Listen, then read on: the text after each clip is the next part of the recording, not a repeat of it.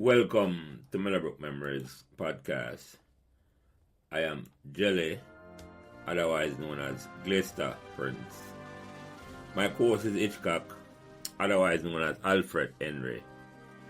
Our mission on this podcast series is to explore the stories behind the magic that was created at Meadowbrook. In over a span of 4 years, between 1982 and 1986, we saw the transformation of a small co-educational school with less than 1,200 students, 800 girls and 400 boys, into a successful sports and scholastic champions, winning 7 major trophies, 3 Sunlight Cup, 2 Topping Cup, 1 Walker Cup, and 1 Nutriment Shield. And to crown these achievements, Meadowbrook also produced 2 Rhodes Scholars, Cavell Creighton in 1987 and Andrea Wright in 1989, both graduates of Meadowbrook in 1983.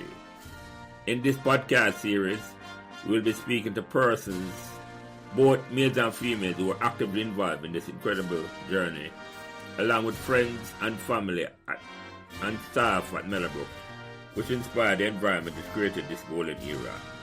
We hope you enjoy our discussion. Please give us as much support and encouragement that you can on whatever social media platform you are listening. Welcome and thanks for joining us. Hello, this is Jelly, your Meadowbrook Memories host. Would you like to know how Meadowbrook won 7 trophies in 4 years in the 1980s? Purchase a copy of my book, The STARLINGS Surprise, for a friend, a relative, or a student at Meadowbrook. Thank you. Check the link below. Whoa. Today is Sunday, March 30th, 2025. And welcome back to another conversation about Meadowbrook Memories. Me as usual, Jelly, our Lance, our Glester, our Prince. And by now you know say any one of those names will do. Joining me as co-host today is the irreplaceable Sefton Gullilets, who was responsible for putting together the cast, which was the most watched podcast on our Meadowbrook Memories conversation, where almost 800 people have tuned in to view the podcast at number 74. Where he was also a part of that blockbuster conversation. So you must go back and listen to Gully Meadowbrook Memories in his own words. And a link will be in the description page of this episode. Our 2 guests today, we must give proper introduction. Because they were both members of the only Meadowbrook High School team that ever reached a semi-final round of Manning Cup in 1990. And I must thank our first guest to remind me of the fact that, because this is a fact we need to repeat it over and over, because I almost forget that. That's a historic thing. No other Meadowbrook team ever reached a semi-final before or since at the Manning Cup. We win Walker Cup, but we never reached a final at the Manning Cup. Our first guest started Meadowbrook in 1985 from Kingston Jamaica. I was vice captain of that great Manning Cup team we talked about earlier, and captain of the 1991 Manning Cup team. Our next guest, barring bad luck with back injury, might have been part of that great reggae boy team when made the 1998 World Cup in France. He started Meadowbrook in 1985 and left in 1991. And was also a member of the only Meadowbrook team to make that semi-final round in 1990. He played Pepsi and cold football for Meadowbrook, and I think he dabbled in a little cricket. But him can't talk to him about that. But without further ado, Meadowbrook Memories welcome Garfield Shu Shu Brown and Roger Thomas to the conversation. Introduce yourself first, Garfield. Go ahead. Well, as I said before, Garfield Brown, a.k.a. Shu Shu, from Constant Spring All-Aids, came to Meadowbrook in 1985 through the common entrance. And basically that's it. In a nutshell. Yeah, thank you. And we are going at the talk. And Roger, introduce yourself, my brother. Yeah, Jelly, you introduced me very, very well, because all them questions that you answered for me, I didn't even remember when I went to Meadowbrook and when I ended at Meadowbrook and all that stuff. So thanks for the greetings. It's a pleasure to be here with Gully and Garfield, a long time in a link with them, Monday. So it's a real pleasure to have this conversation and hopefully can add some value to the conversation. Definitely. I would say Trevor not there for join the conversation. If him come in, I just saw. But And Gully, reintroduce back yourself, my brother. Yeah, man, Sefton Letts. Everyone calls me Gully. Went to the institution 1984, depart 1990. But I feel like I'm still going. Yeah, man. Like you never leave. Yeah. Never leave. I hear you. And shout out to Gully, because Gully over the years have always like keep the Meadowbrook flag flying, not just in Jamaica but US and globally. So give thanks for keeping us all together, Gully. Respect. Yeah, man. Yeah, Gully, man, 1, 2. yeah, man. Gully, I pick up that one. And that's that rather. Gully. From I meet Gully, from say I had me introduce Mr. Gully. We can't call Gully about anything, and Gully will call me. Because I'm set up that link here for me. Today. And without him, the conversation wouldn't happen today. So I have to pick him up. Call me a bad me up. Yeah, man. Use some number to hey, Shu Shu Brown. Yeah, Bad man. man, Gully at top. Yeah. I say, yeah, man, no problem with that. It's a pleasure, Gully. Yeah, Yeah, man. man. Not a change. Only the weather. No change. So the first question I ask everybody come on this conversation. I'm going to have a first question and a last question. I'm going to start with you, Shu Shu. I'm going to come back to the nickname. I call you Garfield. Because you tell me which one you're more comfortable with, Shu Shu or Garfield. Did you choose Meadowbrook or Meadowbrook chose you? I chose Meadowbrook, you know. I chose Meadowbrook.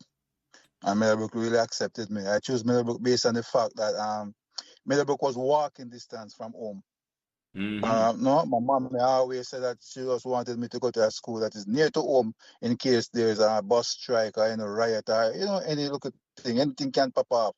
Just want to know that I can make it home safely, or somebody can reach me as soon as possible. So you're just walking distance from home. So which school did you go? Which part you used to live? That it said I walking distance. Kingston Spring Early, now Kingston Spring Junior High. And I used to live on Mindsy Road. Okay, sorry. But I used to live over on the Gully Bank. There you go. So you don't know. I used to live on the Gully Bank. So it's an easy one to reach a school. Yeah, man. So tell me how that child said go. You have a school you want pick or what? Yeah, I wanted to play sport because from way back when, I have the interest in sports and all that. So I chose Calabar. Calabar was also near, because if you know where Qatar Peace is, Calabar is also near. Walking distance, so yeah. Yes. So at that time, I think we had like 5 choices. I think Meadowbrook was one, Calabar, Arden, and then I'm not sure about the other 2. But I know those 3 for sure. But what I really wanted to do was to go to a co-ed school. I wanted to go to a co-ed school. So it just worked out perfectly. Even though Calabar was a school you're talking about tracks and all of that and cricket and, I wanted to go to a co-ed school. So I got my choice. It worked out perfectly for me. You just want around the girls, them? Always. Yeah. I hear you. The girls. Yeah, man. Enough man come and say that. Up to today, I talk to a man from Swallowfield. I don't know if you know him, Delana McFarlane. I look older than him, but that's Swallowfield, man. I didn't know Tony Reynolds, and I might know Tony Reynolds. Yeah, man. Tony Reynolds, boy. Yeah. Passed away last year. R.I.P. I have to say. Yeah, that same thing. Delana said, man, they want him come to Calabar, and I said, no. You want to go to co-ed school, just like you say. Yeah, man, definitely. So, yeah, man. So, that was an easy choice here, then. It worked out easy for you. I'm glad to say you come on Meadowbrook. And just to add, technically, Shu Shu and Cluck are neighbors. Oh, yeah? Yeah, man. Cluck live on the main, me live on the lane. Just 2 minutes, literally 2 minutes, yeah. Yeah. So, Cluck a big man from you know him? A giant from you know him? Long time, ever since me know Cluck. Cluck a big man, but trust me. Big man boy, yeah. With a gentle soul, trust me. Yeah. We should have called Cluck for be on a call, yeah. Yeah, man. If Trevor couldn't make it, but you never hear back from Trevor, huh? No, I Gully? never hear about No, Trevor. no. When No. I try to get up, I never hear from him at all. Whenever I have nothing Well, banner. if Trevor come and this talk, we're gonna laugh too much. Because Trevor have no sense. Trevor have nothing in sense. Yeah, man. Yeah, Yeah, man. yeah, yeah. So you, Trevor Roger, one did man. you choose Meadowbrook or Meadowbrook chose you? I like the way you frame that, Kristen. I have to say, unlike Shu Shu, my bigger brother went to George's. His name was Ruan.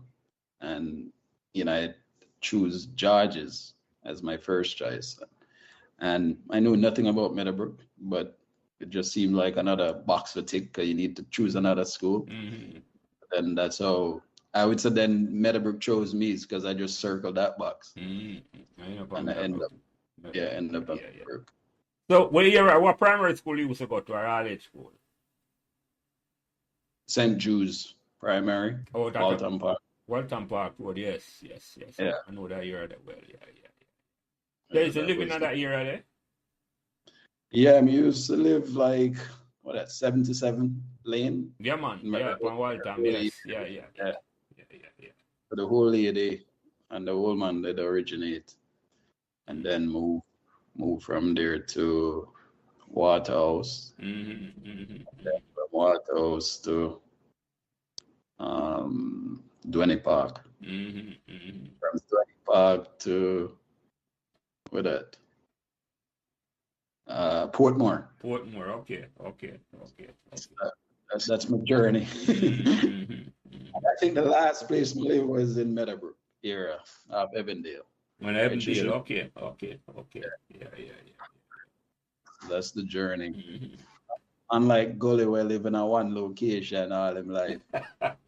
Yeah, like myself. From I know myself, I from because I live. From 1960s, I migrate in the early 2000s. So yeah. So we have different journey, So yeah. So Garfield, where you get this name Shu Shu from? Nickname. Let me ask you that first. Yeah, well, I don't know where my father. Well, I can't say I know where my father got it from. He got it from his father. So it's a family tradition, and all of my father's sons named Shu Shu. So usually when they say Shu Shu boy, till them just leave off the boy. Either them add on the brown, Shu Shu brown, or just plain Shu Shu. So it's coming down from generations. From I don't know time. where my grandfather got it, but he was also known as Shu Shu. And then my father got the name from him, Shu Shu. I got it from my father. So it's like an honor for you then to have the name. Yeah. Mm-hmm. But it's strange. My son, none of my son name Shu Shu. I don't know. I guess it stopped at me. It stopped at me. Tradition stop with you. Yeah. Yeah. So let me ask you a question, Shu Shu. When you just come on Meadowbrook now, where do you hear about Meadowbrook before you start going Meadowbrook? What was the impression you get before you start Meadowbrook? Actually, I had some neighbors who used to attend Meadowbrook, girls. Mm-hmm. I know some girls who used to attend Meadowbrook. So them always talk good things about Meadowbrook. Meadowbrook is a school too. I don't know if because them used to attend it or they're talking the truth. So I said, well, I have my chance now to come and find out whether or not them are talk the truth. Mm-hmm. So coming to Meadowbrook the first time, it was a bit I would say like I was anxious. Mm-hmm. I was anxious, just to come and start my journey, start my experience and all of that. Mm-hmm. So my first impression of Meadowbrook was, wow, it wasn't lying. Trust me, it wasn't lying. And from the very first day, well, maybe I might jump too far, but the very first Pepsi training, I met the great Roger Thomas. Mm-hmm. The great Roger Thomas. Trust me, I have so many memories about that youth. Trust me, Roger, not because you're on the line. I tell my family, I tell everybody about this. Trust me, Roger T. I don't know how come. Maybe may stray from the question we asked me. So let me just leave that. Yeah, we'll come to until that. further. Don't worry, we'll come to that. Let me just leave that to further. But my first experience in Meadowbrook was one of anxiety. I was anxious. I was excited. Everything in one. Mm-hmm. And you, Roger, I just say never hear about Meadowbrook before. So You never have an impression of it before you start come there. Not at all, no. It's like a blank slate, like a little sub school or It was what? it was a complete blank slate. My mother took me to the school the first time, and the neighborhood, everything was completely different to where I grew up. Yeah. Growing up a Waterhouse with, you know, the garrison them call it. Mm. And then from the garrison, come to Meadowbrook, uptown. It was uptown. So, it was like Shisa said, it was a bit different. And, adjust into life early days at Meadowbrook. It was easy because football, one language, and once you meet the footballer them and you start hang out with the footballer them, everything just kind of fall into place. So the foundation has always been football. It's still the foundation. I'll never forget it. So Shushu started talking about the relationships that was formed in them early stages of Pepsi and Manning Cup with the players and it make life easier to adjust to, not just off the field, but also, on the school campus and in the classroom. So it was a real blessing to go to Meadowbrook and interact with different people, Different people, different backgrounds and all that, backgrounds and stuff. Yeah. So I think it gave me a good rounded experience with football and meeting people like Gully and Cluck, and made a lot of really important lifetime relationship. And the connection we forged with some of them people there, and the respect, it just carry on. So 30, 40 years later, me and Gully still connect a lot. Shusha and I always connect every time we go to Jamaica. We link up with Shusha and, link up with the guys, and still link with Shaka, all them youths. So, there's a good foundation. So let me ask you something. When you come, how soon after you come to Meadowbrook now, you hear the rumors that Meadowbrook actually was a football school, or in Walker Cup in the 80s. No, were you at school when we won Walker Cup? If you start 85, we must. Yeah, Walker Cup was 86. Yeah. And you take that question for us right there. Did that have an impression on you when you say Meadowbrook? When I know football alone, we win up cricket and football at the same time. Did that have an impression on you? Go first, Roger. Yeah, I think it always go back to people when you talk about Meadowbrook. I think the impression was, I don't know if you know the Gabler twins. Yeah, one. They have them on a program that they have been on here. Yeah. Luke Witter. Yeah. What's the goalkeeper name again? Alwyn Rose. Alwyn. Maurice Minor. Yeah. Good guys, Cluck was younger than them, but Cluck was a hell of a talent in early days. And those were the guys, when I came in, they opened up them arms welcomely to me. And I never forget the impression that I have with them guys, even to this day, because I think them guys, it was my early foundation with the relationships in football, not just with my peers, but with the seniors and the man them were they earlier than me. So, those were the guys that were leading the Manning Cup era and competing in the Walker Cup and the Manning Cup. So I would consider them the early role model. An inspiration. Yeah, an inspiration for, getting me up to speed, I would say. You know what I'm saying? And you finished up, Roger, sorry. Yeah. So yeah, it just go right back to people again and the connection with them people there. That was make it easier to adjust and adapt to life in Meadowbrook. So, thanks and graciousness for them people and them, mentorship and guidance, giving you tips and all them things. Make you feel at home as a youngster, then make you feel at Yeah, home. yeah. Enough respect for them. Foundation. Yeah. Then we hear them. You know, I remember clock to what's the coach name again? Is it Pot. No, it was Waga. Pot, yeah. Pot, yeah. Yeah, man, Rupert Williams. Yeah, he was also a big influence and inspiration because of him commitment to the man, just how him carry himself. You know, the man, they probably wasn't really making that much money, but they were there every day trying to help the team and build a culture with the early foundation teams, you know. So respect to Rupert, but is he still alive? Yeah, man. I talk to him. Yeah. Every now and then I talk to him. And he has been on them program yet. I'm still about him. Live on New York somewhere. So yeah. You man Alfred a good friend. I must know Alfred to Henry Hitchcock. Yeah, I know that Freddie. name. Freddie. Yeah. Freddie in contact with all of them. So I'm in contact with Freddie otherwise. So you, Shu Shu, were you inspired by the early, when you come to Meadowbrook and say Meadowbrook a win a whole heap of thing, did that make you feel more motivated for one?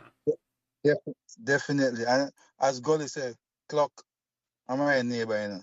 So I knew of them as a great footballer from them time there. So when I come to Meadowbrook now, let me give you a story before even going further. My first Money Cup game, my first Pepsi game, I only know I could have played football in. I didn't know anything about positioning and this all of that. I was just on the field, kicking the ball and doing what, as I look at 12, 13-year-old. And my first Money Cup, my first Pepsi game, I was playing right back.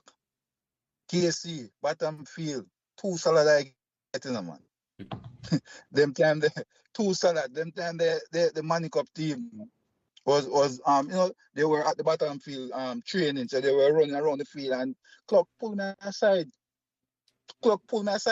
Maybe I think it was half time or whatever, and said, no, listen, you have to position your body this way. Try to send him down the avenue they are. You just can't confront him square on, because that going as simple as that.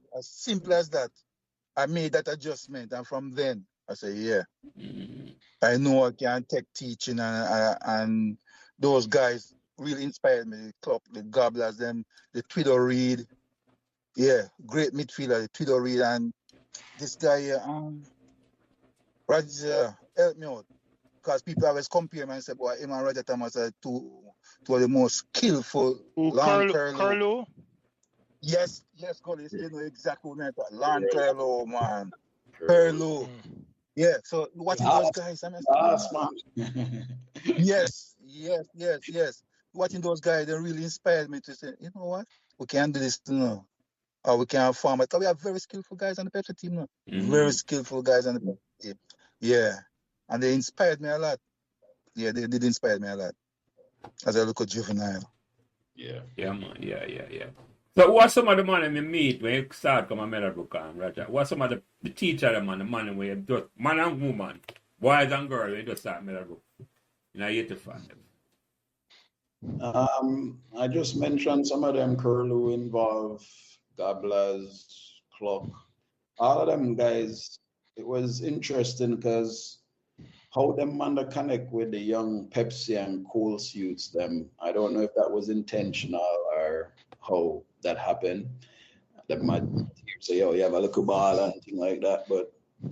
But those guys in the hallways at recess and lunch and all of that, you were welcome in the group, and they would talk to you and give tips and things and say, oh, and it helped with the confidence and give some reassurance of boy, them guys have it. So I think with amongst ourselves, me and Shu Shu form early relations with playing on the same age group and all of that stuff. So Shu Shu and our age group, Gully, what name? Salah, the great Salah. Salah, Burrow. Burrow, you can't leave out Burrow and them man there. Some of the other man them the younger, the Shangas and the Beanie Man brother and them youths there. Termite.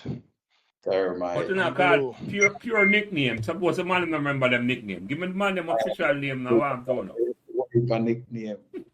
So, Richard Smith. Gully, when they tell Gully say before the call say anything but I remember. Yeah, I got a third to him. Yeah. Because Gully know everybody.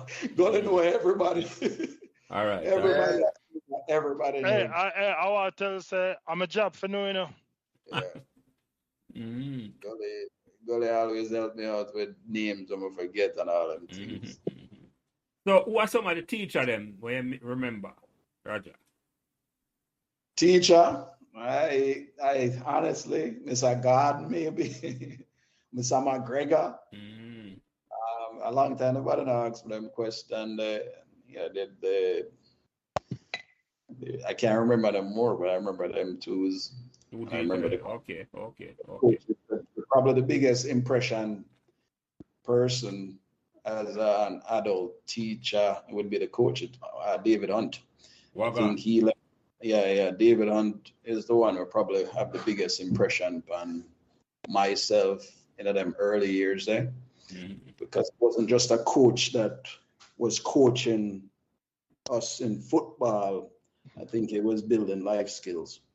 And he cared about his players, put time into us on and off the field, especially guys wasn't getting good grades. He would know about it. He would follow up with guys about grades. He would open up him house for studies, or he will help you find a tutor, or if you were injured, he would make sure that you find the right treatment.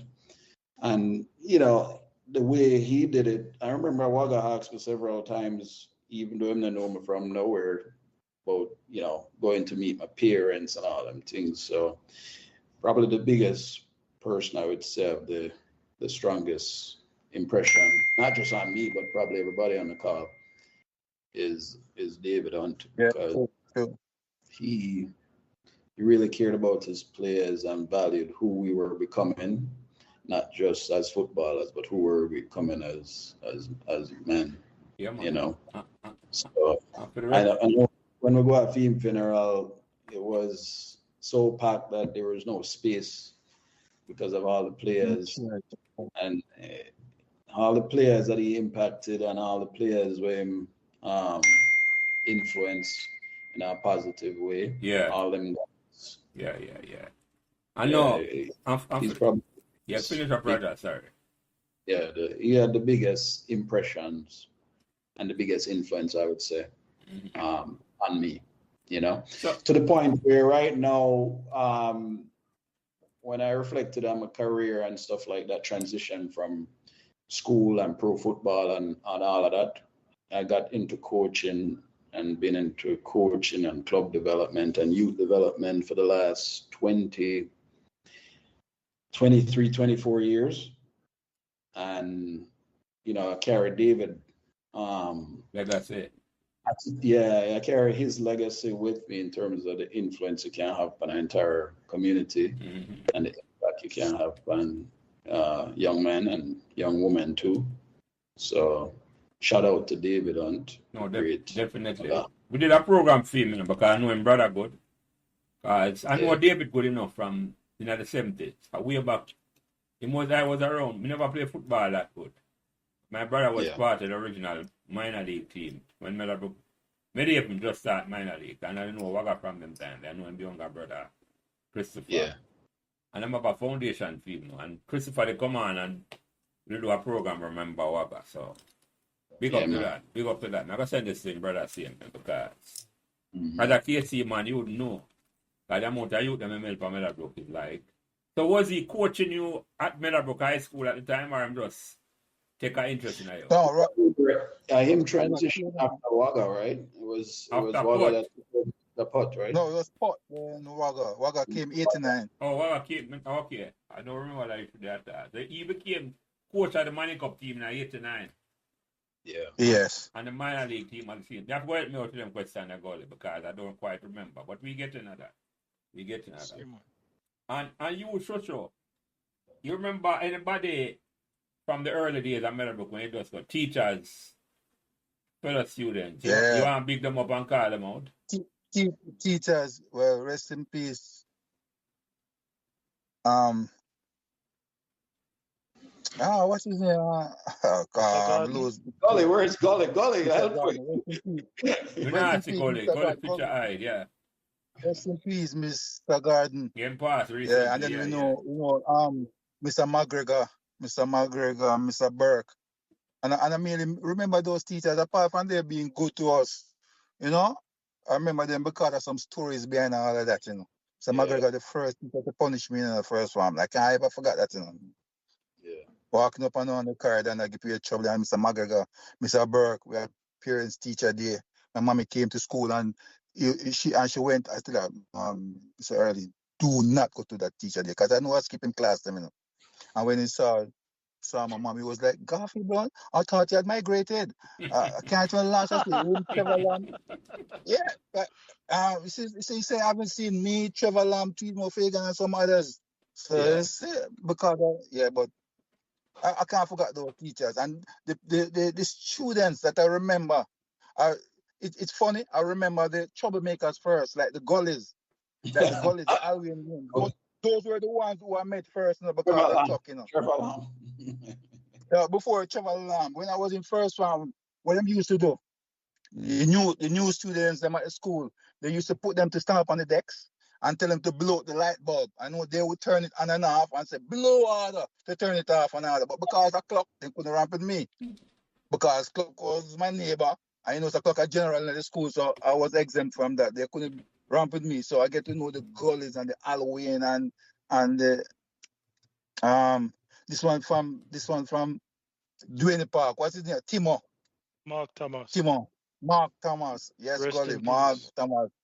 Yeah, man. I remember all those guys. I met the troublemakers first, and then later on, you know, the Gully, gobblers them. the man I call you Because out Gobble and I ended up playing for Constance together too. Huh? So Shu Shu, I call you out as one of the troublemaker way, remember. yeah, I don't man. know him at all about Roger. Yeah, man. Troublemaker, man. I met the troublemakers them first, man. Early. But then didn't mess with me because, as I said, because of clock. And then I had a respect for him. Yeah, the pass. Shusho had a pass. Him get a big man pass. Yeah, you get a pass. Yes, man. So that's what it was. Then I want to go in a story because when Roger just come to the school, you know, Roger was kind of a little bit advanced with people in his age group where football was concerned.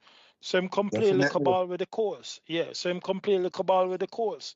So me I rush down on Roger and the man flip it over my head. And as I turn for react, the man flip it back over my head. I box him, you know. But here I know. I can't touch him coming and know where him come from. I mean, I know him story. You understand what I say? You don't know the boy is a talented player. And then him never really talk too much, you know? So him get a pass. Him get a pass, so you can't see that. Roger, you don't remember that? I don't remember that. Yo, I remember like it was yesterday. Yeah, man, you can't say Roger wasn't a man. I can look the argument or nothing. Just like it be now when I say yes or no, Roger. Yeah, Roger always, sorry to cut it. No, man, you go ahead, man. I phone the program this Roger was the first person named right down on the Pepsi list. Very, very first person. First day of training. Roger named right down first. One dribble. And the coach, Roger Thomas. First name on top of the list, yeah? And the thing is, the coach said, all defenders, that side. All forwards, that side. Mr. Phillips, I remember his name. Mr. Phillips wanted to put the Pepsi team together.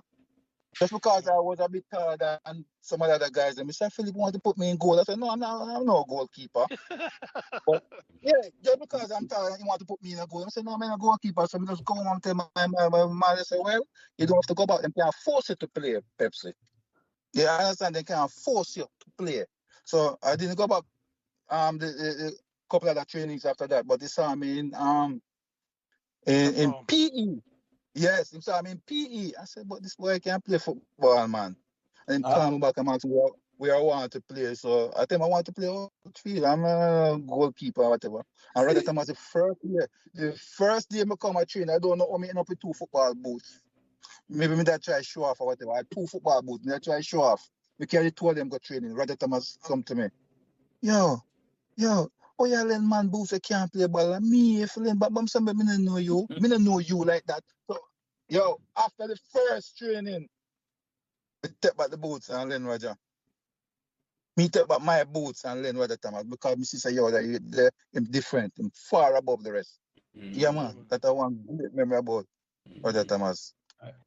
Jelly, it's very funny that Shusha and Gully remember football story, and I respect that and value that. But what I remember about both of them is them as people, and amazing as they were young at that time, but they were amazing people to me. So Gully's story, Gully was the first man where invite me to him house. No. We are going to get that story there. I know say go, no invite them. Him not show up, Gully. No, man. I'm going to get that story, that one. Let me tell him a story. What? Tell the story, the story is a compliment to you. Yeah. Yeah, but Gully was man, I know why am I gonna tell you, but he was the first man who boy, all right, exposed me to uptown life. And I always remember Gully always have, he wasn't just a joker amongst everybody, and Gully worked extremely hard to put himself in the Manning Cup team. And I remember him playing for the Manning Cup team. But what I remember about him was the same person he is today, the same person he's always been. He's always trying to integrate and unite, not just football players, but he's always trying to unite. I second that. He was a real spirit to be around, and still is. And even though they remember me as football, I'm so appreciative of them both, because them helped me throughout the high school years adapt to life at Meadowbrook. Shu Shu was another one where I used to walk with Shu Shu, go all the way up a Kingston Spring every day. I want those me living and God up at Shu Shu. I know how Shu Shu get me if I walk a Kingston Spring every day. But among others, everybody just a vibe. And it's a good relationship, good bridging, good vibes, good people to be around, good company, and that bond has always been there. So big up to them too, So even though they remember me as football, I just continue to remember them as people. Just really good friends and good people to be around. Yeah. Jelly. Yeah, man. Jelly. This was in the summer, right? Roger come to me. And why year this was Gully? In first year and first farm? No man, this was around 85, 86. Okay. Roger come to me and I say, Maxfield want a captain. And he must say, "Manana boots." He must say, "Yeah man, come I could go up at the house with one boot." So we jump on a bus and me and Roger go up a Red Hill, see? So I get my boots now, and Roger say, "Yo, Gully, I have something to tell you." I say, "What?" He must say, "No, so I drove my run. My uncle wants to see where you live." Me here say a big house, I never say a big house. Wow. Yeah man. I thought it was an open invite.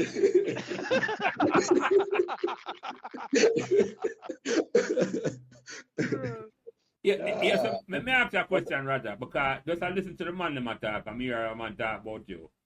You come to Meadowbrook with a football skill where, boy, as I said to you when I talk to you, if it wasn't for injury in the early part, you'd have definitely be part of the Reggae Boy squad. Where you learn football from? Which part? Your family, your brother, you say that older brother got charges. Oh, you acquired that skill there? Yeah, the first foundation was watching my big brother, Wayne. Wayne used to play for a club named Woodham in Waltham. Yeah, I know that club there, yeah. It was a good club with a lot of good players. when I was young. And I remember watching that team play, and my brother used to go watch them every Sunday, them leagues and things. So that was the first time I get ignited with the sport. And it's not like my brother, helped me get involved with the sport, but just kind of get curious about, how I could get started. And then we just start playing a little street ball and pickup ball with friends at school and recess and all them things. And that was the first foundation, I think. That was the first ignition and the first foundation, and then just start play pickup ball. You don't know any of them time there. Only past scrimmage on the road and school, yeah. Scrimmage, there used to be, first of all, you have the training with Pepsi and Colts. Mm. You go home, if you still have some daylight, you still play at a small park called Bagger Park, Waterhouse.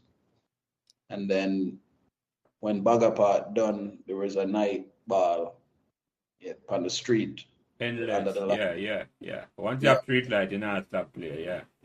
Right, you just play again and just whatever play, that is how the skill them get won, different surfaces and different ball, soft ball, hard ball, tennis ball, whatever ball you can find, you just touch the ball and play with the bridge in them, and it helped you develop skills that you had to adapt to when you play street ball. So, my ideas were a little bit different, I would say, or it would be similar to a whole heap of people who grew up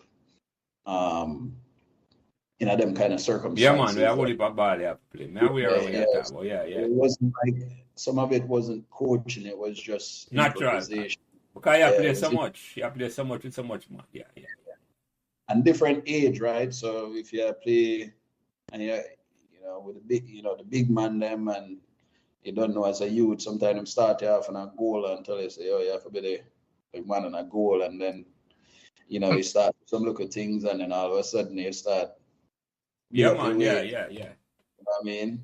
So when I go to Meadowbrook now, I play with like Pepsi.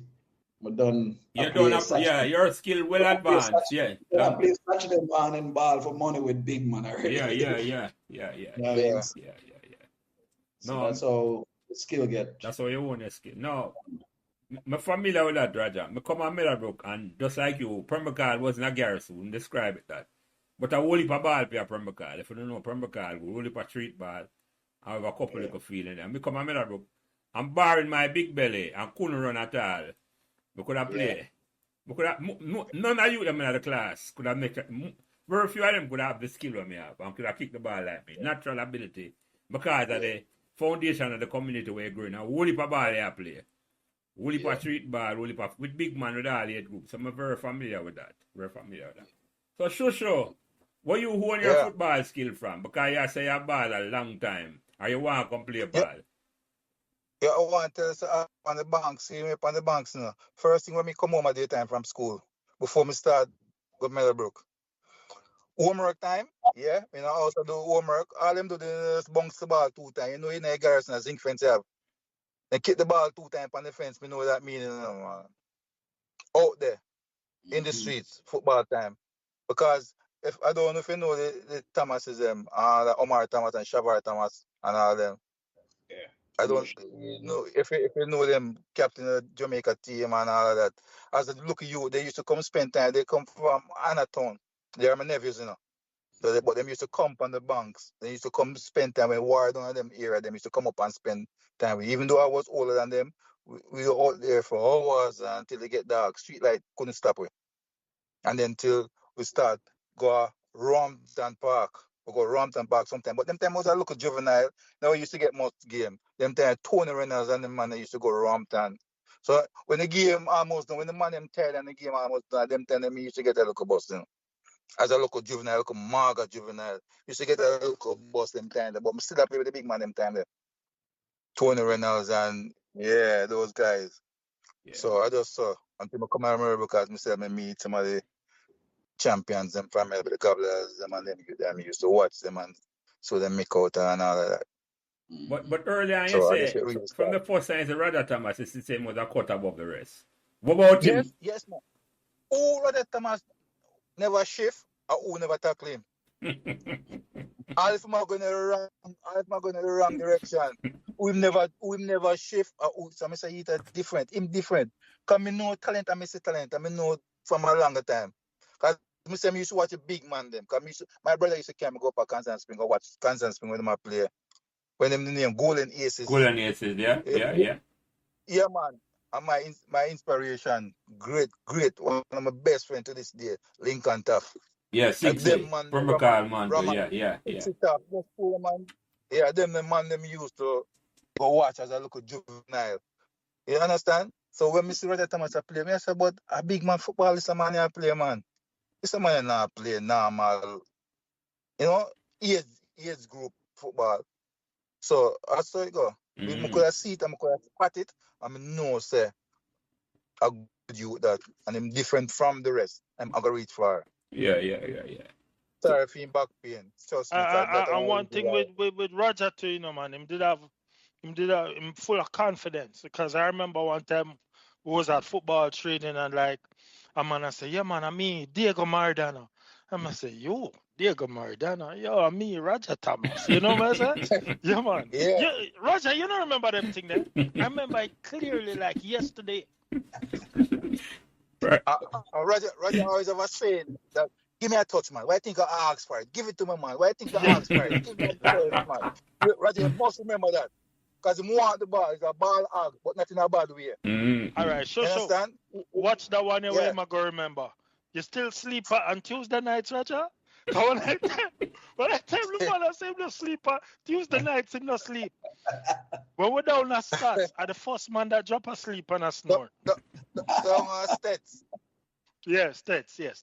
Yeah, you have the best long-term memory of all the friends that I have. Your long-term memory just step on a different level. Yeah. So half of them stories there, it's hard to remember. But I remember my friends them still. Yeah. You know? So the first match you played for Meadowbrook no Shu Shu, you remember it? Or the first match you remember? Which button? Pepsi, the first time you represent Meadowbrook now, or you feel I represent Meadowbrook, yeah. Whether Pepsi or Colts or whatever. Nervous, Pepsi. Matter of fact, them say if you're not nervous, I lie I tell. Because you're a great Pele nervous. But as soon as the game starts, the nerves are going to go away. So you just want your first touch to be good or your first tackle to be good. But I can tell the first time I run out for Meadowbrook, now we got you against it. Because we never have no jersey them time that at the school jersey against it got you and then put number 9. The blue got you against them. Can't forget that. Nervous, but trust me. And this is about Pepsi or Colts? Pepsi. Pepsi that. Okay. Yeah, man. But as me say, we have a player on the field that make your game easier. You feel nervous? Me don't know if him ever have no nerves. Give it to me, man. That's why I ask for it. Give it to me, man. Give me a touch, man. So you just want to know, say you pass the ball game, your role You're done. worried about your that. job Yeah. Yeah, you know about it, so. So we move on. So we move on to Colt and all of that. Yeah. So Roger, we even went to the Colt semi-finals. Yeah, boss. Well, talk about that true, but then we come to Roger. I never know so the reach Colt semi-finals. Yeah, I was even telling you, we went to semi-finals in a Colt competition, and the one Salah never there. The one Salah we play against Campion down at George's 3-love we get. Because Salah buck you Ferguson 2 times, so Salah don't buck him a 3rd time. Because every time Salah buck him. Because Salah just depend. Salah a bad man, man. Salah a bad man ball line, but a good youth, man. Rough and tacklers, markers, and being rough. Yeah, man, and Salah would tell you, say, boy, Mr. Salah, don't buck Yuri again. Because if you buck him again, he's going to score again. And you will tell him that 2 times Yuri and a 2 times. Your voice, your mic gone, Shu. I not hear you. That's Concord. Yeah, I don't know what I'm doing, mic. Yeah. Depends on when Yeah, man, yeah, me I hear you now. Go ahead, yeah. Yeah, man. So, I just tell about them time. Yeah, go ahead. Let me just clarify. I run him attack about run Salah Lewis him attack. Yeah, man. Same So you and run. him play coach together? Yeah, man. We play a course and Mike up Yeah, man, together, play man. everything and Pepsi. Okay. I want to say, me have the photo there too, you know, when we take the Money Cup team there, when the coach team they go semi-finals with Mr. Gordon was the coach. Them time, me have the photo there, man. You must send that He to said me. Roger Thomas, Craig Robinson, the whole away. You Yeah, must send man. that photo there to me. I can use it as part of a promo when I talk that podcast. Yeah. Man, me saying it to you, man. Man. Yeah. Any photo we have, man, I gotta ask you, any old photo now, but send it to me. That when I put out the podcast, me use it as part of the promo. And you, Roger, the first time play for Meadowbrook now, because like you come to Meadowbrook and just know, say, yeah, none of them man can play like you. That's how the confidence mirror now you like. And no matter which school you play or who you play, just give me the ball. But the first time play for True, Meadowbrook, man. how you feel? Like the foundation, you know, that I had, it was, you know, like I was saying earlier, was, you know, playing on the streets, playing in different environments with big man and them thing there. So mother have the bravery, so, and the confidence like Gully and Shu Shu express. So, you know, I wasn't, you know what I mean? You know, you have this understanding and awareness of your strengths in terms of skills. So I was a really good dribbler and very good at taking in the ball under pressure in tight spots because we're playing a so much small-sided, tight situation. Yeah. Get really a kick from the big man on all them things. So if you sell out the big man, then you understand. So when you come to Meadowbrook and I play with maybe the bigger youth them, you're still pretty confident. So, you know, them early days, the man I remember it more than me because them was probably I pay attention more. But for me, it was just a natural thing to just compete, and it was a natural thing to be confident and have personality. It was like I was trying really hard, like someone I try. It came natural to you. It just came natural to you. Yeah. It's just part of who I was. Yeah, man. Yeah. And still is, you know what I mean? Yeah. Football has always been like the vehicle for the pathway for building relationship, building who I am today as a person, and you know, building the connection with all the people when we meet through football and still have relationships with. And then I always wanted to get better too. So even though I thought I was good, I still wanted to improve. So we still was our own skills. I wouldn't consider myself the best finisher. I like dribble past people, I like create for others, but I wouldn't say I was the best goal scorer. You gotta play midfield most of the time. So thankfully, based on these expressions, I'm super humble by that. Hopefully, you know, that impression helped the next generation of you to come through. And these kind of stories about the journey can still be told. Definitely. And all that. That's the purpose of them story. Yeah. I may ask you a question, that one, and sure you can take that one here first. When you come to Meadowbrook and since Meadowbrook win a big time football trophy the World Cup, did you have vision say you could have win too? Definitely. And as I said, we know, so we have talented players around us. So we say we know, so we could have harness with talent together and we could do something. And then, without a doubt, we get one of the best youth coach ever. When we're talking about the Money Cup stage now, we get one of the best youth coach ever. Yeah, man. Wagga, man. Wagga, you see, Wagga football knowledge was futuristic. Trust me. Because when we see enough of them international team are playing now, Wagga coach them thing a long time. When enough team are play 4-4-2, Wagga play 4-3-3 with the two wingers them and the man if you take a Sean Tyrrell on one wing, Chua Lamp on the next wing. You know what I say? You have the Roger Thomas in the middle and the Craig Robinson them inside. Yep. Wagga coach them thing a long time. True. Trust me, Waga. I would second that. We are at them time. Yeah. Waga, I Yeah, agree. so we have a very good coach and we have talented players, so we know we could have won something. Trust me, injuries kill Raja and kill Trevor the year when it out for going. That me just have asked, Trust you me. know, that me just have asked. What caused us from not winning the coveted Manning Cup? Why I said the injury between Raja. Yeah, man. 89, 90. 89, 90. We have the team we could have go all the way. But So what happened? injuries kill him, man. And is that just cramp with team, man. Right Thomas could even walk with him not have no back. Right Thomas never have no back, but him still a go there. I put effort. I'm not have no ankle. Hold on there, Raja. Make him finish. Hold on there. Yeah, go ahead, Trevor. Trevor Lamb not have no ankle, but him still a try. And trust me, and we lose some players. Well, lose in terms of players who could have returned. Players who could have returned to help out the team like Al Clock. If Clock did have Meadowbrook them time there, trust me, because Clock at the age, you know. Yeah. But at the age him could have played. If Clock did have played all the year there, trust me. Yeah, Clock did Because migrate, yeah. Finley, for mention Mark Finley to a good youth. So, Shusha, let me ask you this. So, 89, when we had the new coach, which was David Hunt, we had a lot of players that won the minor league. We had a man like Roger, where Maxfield did well, and coming back to Manning Cup. What happened? I not play minor league here, but go on. That's the next story.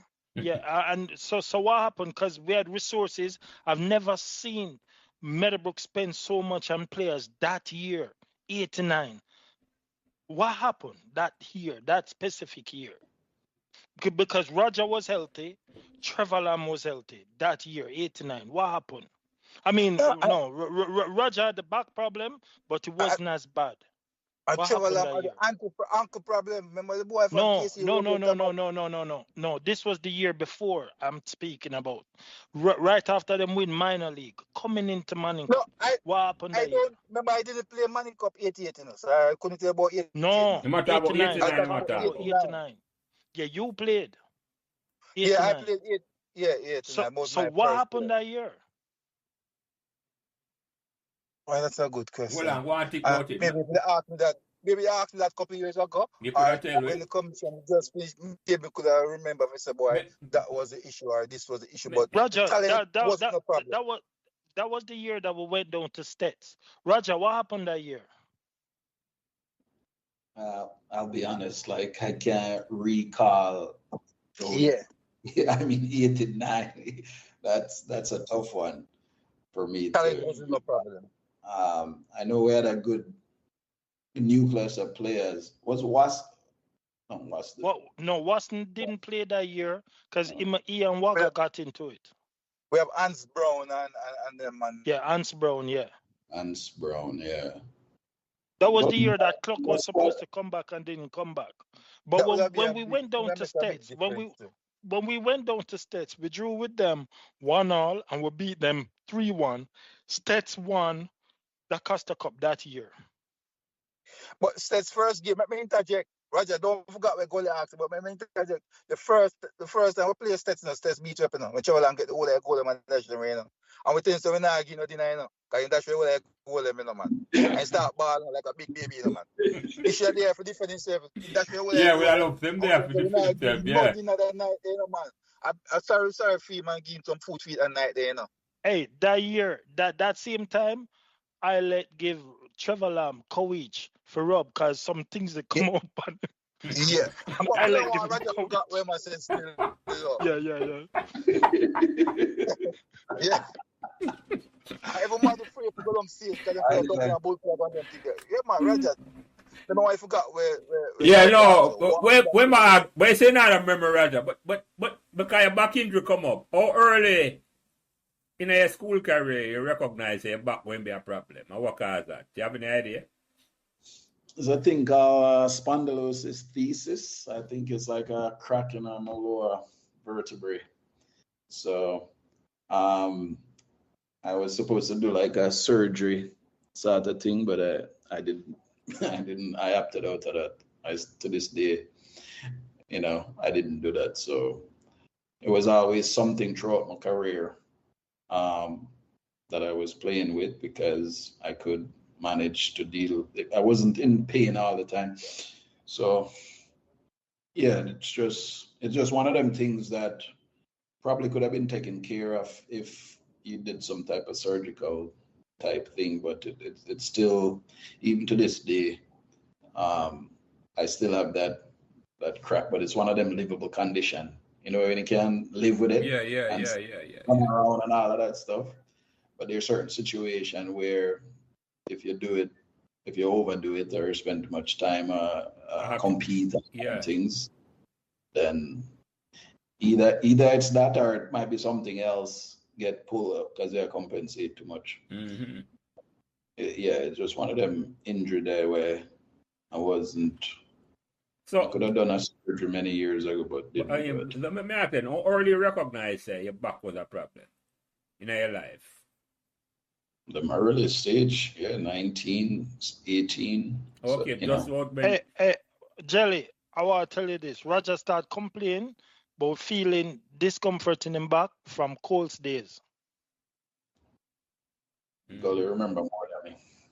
Because I remember Wagga gave him something, and he wasn't sure what it was, but it was like vitamins, And he would complain about the back problem in Colts. I remember we were walking to the school and him start talk about him back problem, and this was Colts days. Mm-hmm. But another thing that also, you said Roger style of play, he draws a lot of contact. Mm-hmm. Yeah, so that don't help him situation either. Man always want to come take him out. Yeah. Yeah. And not just take him out, but him going to get a lot of tackle because him hold the ball. He's the man that makes certain decisions and makes certain things happen. The player run around him. The player run through him all the time. Yeah. Right. Yeah. So by the time, and especially in tight spaces too, Yeah. Draw a lot of contact, yeah, man. Yeah. Well, they didn't name that Miss Robinson. Remember Miss Robinson? Dr. Robinson, yes, man. Never forget her. Great lady. Yeah. Can't forget the woman, Roger, the youngster. Can't forget the woman, Roger. Yeah, man. Oh, my God. Yeah. Apart from the physiotherapy part, take care of all of that. You can't forget them. So as she diagnosed the problem, I'm making exactly what I'm going, Roger. Yeah, she used to kind of go to. Okay. Yeah. That's what David taught me to all the time. Okay. I would drive and go to her office a couple of times because she and Wagga was good friend. Yeah, medical associate. She passed, She passed. She passed on. Okay. Yeah. Okay. Yeah, great lady though. Great lady. Great lady, great. Very attractive too, Yeah, that's what I say. Apart from the physiotherapy part, man. Sometimes I was nothing wrong with you, Jelly. You want to go look for her, yeah. Yeah, man. I echo that. I will not do want to go physio, man. Yeah. So it's unfortunate, Roger, that just go ahead, Roger. It's like you got to something. No. I'm just listen to Shu Shu. I get you. Okay. No, so it sounds very unfortunate because the question I've been asking, a man come on. And they must do the mute Gully, the youth will come on, Babu and Pusha and Mara. The man who did go school, I think. Them in the last. Shu Shu, did you see that interview? You saw that one? No. The last one. I will send it to you. Yeah, we send it to them. And they must say, at the same thing them come to and I said, boy, them probably look younger, I don't know, but they must say, Miller would have the talent. But if Roger, you were the engine of the team and your back prevent you from moving on. Now the peak of your schoolboy career, that must have been a big blow to the team. That explains. And that's why I tell a man all the while, it's a winning a trophy for your team, or winning anything at all. It takes a whole heap of luck sometimes. Yeah. And then all the while the team will come together afterward. Because since 1990 that I want now, 35 years. May I say that right? My math right? Yeah. 35 years at Meadowbrook, I've not gone back to that stadium and Manning Cup at all since 1990. So you never participate none at all in 1990 then Roger 91. Are you play half, Roger play around one. but not at full throttle. No, and he missed a couple of games because of the injury, but throughout the money cup years in play, yeah. Yeah. So Roger, you there on the 88 team to Roger. Because you play Colts and Money Cup. You play Colts and Money Cup with Salah. Yeah, you play Colts and Money Cup, but I never play Money Cup. I only play Colts. It was same because of Pot too. Yeah. Because the first year I got training, Pot send me up on the hill on Chancellor. When I come back down, the next day I don't go back on no more training. Because Una vomit. The very first day of training, maybe you want to see who have guts or Una have guts or who have vomit out then go the first day of training. Yeah. Right up Chancellor. And by the time I come back down, every man have vomit. I said, no, sir, You me can't do manage this. that. No, me can't manage. Yeah. And the fact that I could play Colts, I just stick to Colts. Yeah, Shushu, that was the norm, man. For first day of Money Cup training, we're going to run the hills. Yeah, man, that was the But norm. I never know that. So it just happened that the following year now, I got come sign him 3-year contract, and then 3 years I play the Money Cup. So I say I'm glad I never put. But I never. So what never seen about Chantral? No. What got different and more professional thing? Well, Yeah, Walker was more technical. Yeah. Walker was more technical, yeah. Yeah, it was a But pity. no, forget the best of them players then, but Pot was more brute force. Different type of, yeah. So you never play on a minor league team there, Roger, with Medieval when them win minor league. No, just play against them. You play against them. Yeah, okay.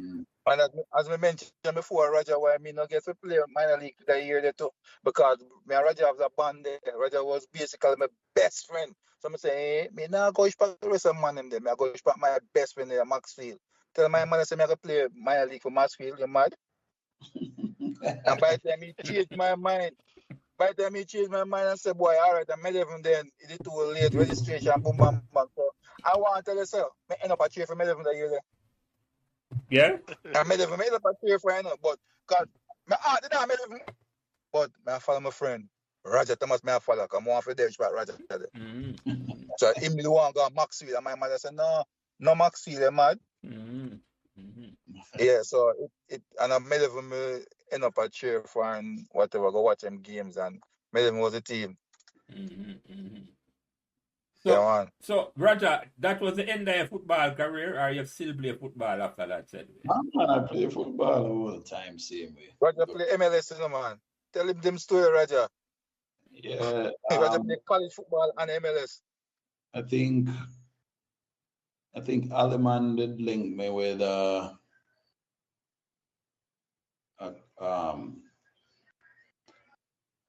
Bronx Community College.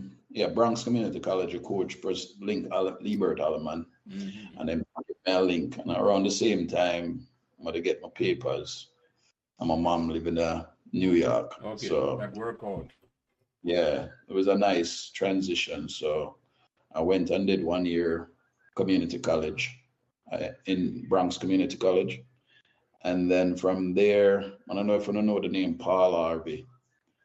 But Yeah, Paul man. Harvey, Yeah. Used to go Calabar. Paul Harvey helped a lot of young, Andy Williams, you name, what the George's youth name, skillful youth. What name? Winger. Skittle. And him relative. Christopher Morgan. No, him relative was skill cool. Can't remember his name, but anyway. Ali Rose, yeah, and plenty more.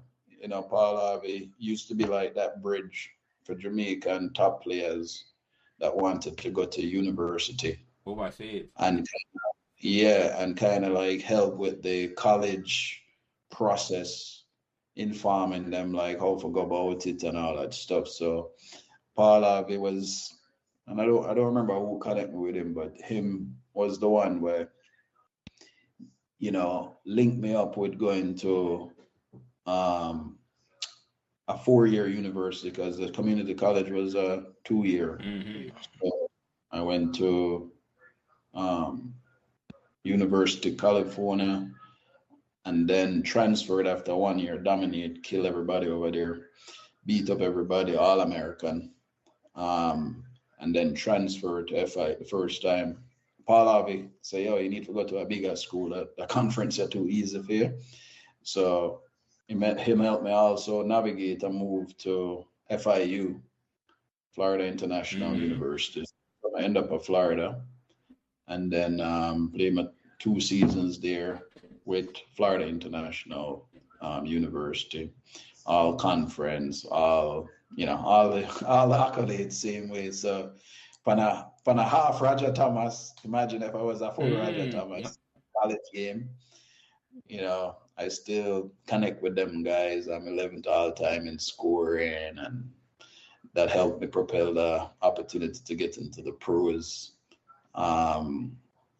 Did some time in Colombia, Chile, and then transitioned to, it was Miami Fusion. Now it's Inter Miami. Everybody know Messi. A Messi club now. Before Messi, I was that early foundation team called Miami Fusion. With Carlos Valderrama. Valderrama played there, and then that guy named, Colombian guy named Diego Serna and all them guys.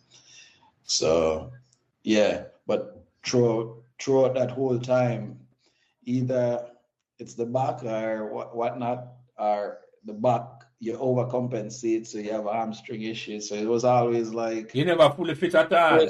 The whole journey was, but you get treatment and physiotherapy. But the biggest thing is I needed to do like a surgery to kind of do some corrective thing. Just I gotta ask you. So let me ask you a personal question. Why never do the surgery? As a ghetto man, you hear about surgery, do no surgery. You breathe. You want a doctor cut up your body.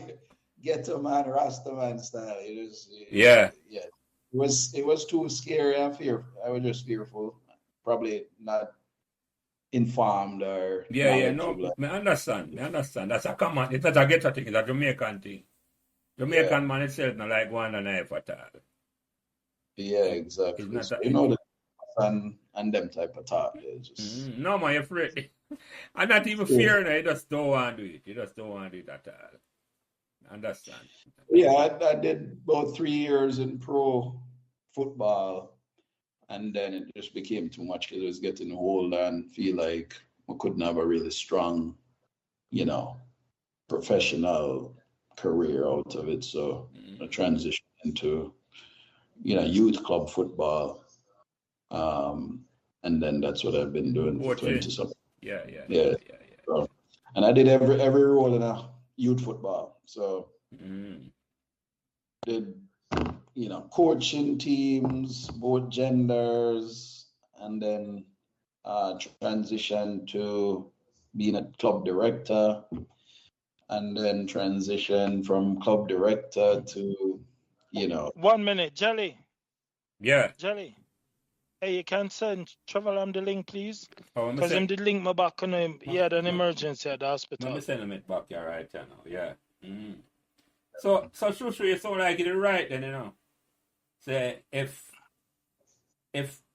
Roger Thomas ever injured. Yeah, man. Without a doubt, man. When I guess that one there. Yeah, if Roger Thomas ever injured Meadowbrook, it will be a different issue from Meadowbrook. Yeah, we have a different discussion right now on that. Trust me. Yeah. That's a pity. That is a pity. So one man no make a team, but one man make a difference on a team. Yeah, man. Without a doubt. Without a doubt. So Roger, them never call you for the reggae boys. Yeah, I was in that team that ended up go like Shu Shu say to the World Cup, and I was in college at the same time. I was in that path to the World Cup. So Simone, yeah. Simones. Yes, they called me in, and I did some local Gold Cup stuff, or them kind of Caribbean Cup, I think. And then I think we went with the team to Argentina for like a 2-week. It was a 2-week camp. play River Plate and play some of the Argentinian professional club. And then after that trip, I think Coach Simone recommended to come to Jamaica because he wanted me. Almost like, a lot of the players, they were in pro environments already. Yeah. Some of them. So not too many people were doing what I was doing, college. So it was either, he wanted me to be in like a professional environment during that process. So I opted out of that and go back to school at FIU to finish up school. So I never really continued the process with the team to try to. Okay. I had a decision to make, and I made that decision. So that kind of impacted my selection for that team, because it would be more like calling me from college, and Brazil, and then I really rate the college thing. So I think that's how I end up not being on that. A part of that team there, yeah. I can understand that. I didn't know that. Were you aware of that, Gully? Yeah, man. But Roger, you don't rate the college team. I remember you calling it soccer graveyard. Wow. It's true. It is a different. At that time, them college coaches, they weren't always averse with football development and football tactics. It was more direct style of play and fitness, and Because there was a time, I don't know if you remember this, Roger, we are running to you. We were at some party, and it may have been at FIU.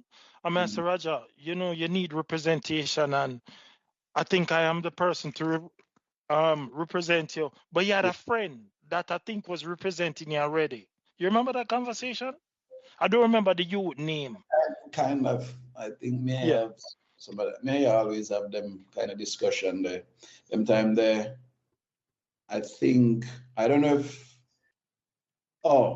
it was Chad attack, because Chad. It may have been Chad. I think it's a youth that used to go campaign, was it? Yeah. That is my good friend, so I'm always a look out for me, and we even go upon some international trials at Austria and England with Chad, but never have no European papers at that time or whatnot. But he was helping me that way. And then I have a guy named Ori who I played some men's league with, and he started to represent. And that's how I ended up into Miami and traveled to Colombia and Chile and them place and try some things. But none of those things materialized into any contracts. Mm-hmm. So, but the pro career thing, it didn't go as according to plan, and I think representation probably could have been better, which is now, it's funny because with what I do now, like I build young players from U9 all the way to U18. I have in our club we have 42 teams, and we try pathway them to college. So the top players and the top teams, we put them in showcases. And then I know a lot of college coaches do college ID camps and all that stuff, and then try to get kids into college. So, Gully know this. My youth also, Kobe Thomas, play with the Reggae Boys U20. I don't know if anybody knows that. Yeah. He was with the U20. And then Kai Thomas also, he's in the pro game too. Played for Tyrone Marshall at Cincinnati with the second team for 2 years.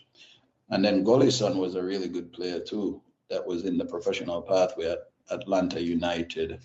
So over the years, me and Gully always try connect to pathway these kids. Gully took Chad to Europe.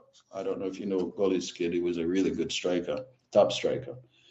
And the point I was making is, because I never had the representation that I needed as a player, so I got involved with agency work with a company called Wasserman, because my friend Corey Gibbs, who's also like a top agent who represents Weston McKinney, he got me involved. So then now we start to help a lot of the young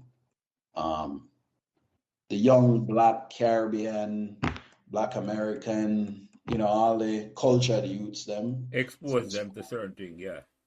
Exposing them to our network and our relationship to pathway them into MLS homegrown pros, and then try to pathway kids that eventually can end up in the national team. So we have some kids that pathway to Jamaica youth team, some of the U17s that recently played with Freddie. Yeah.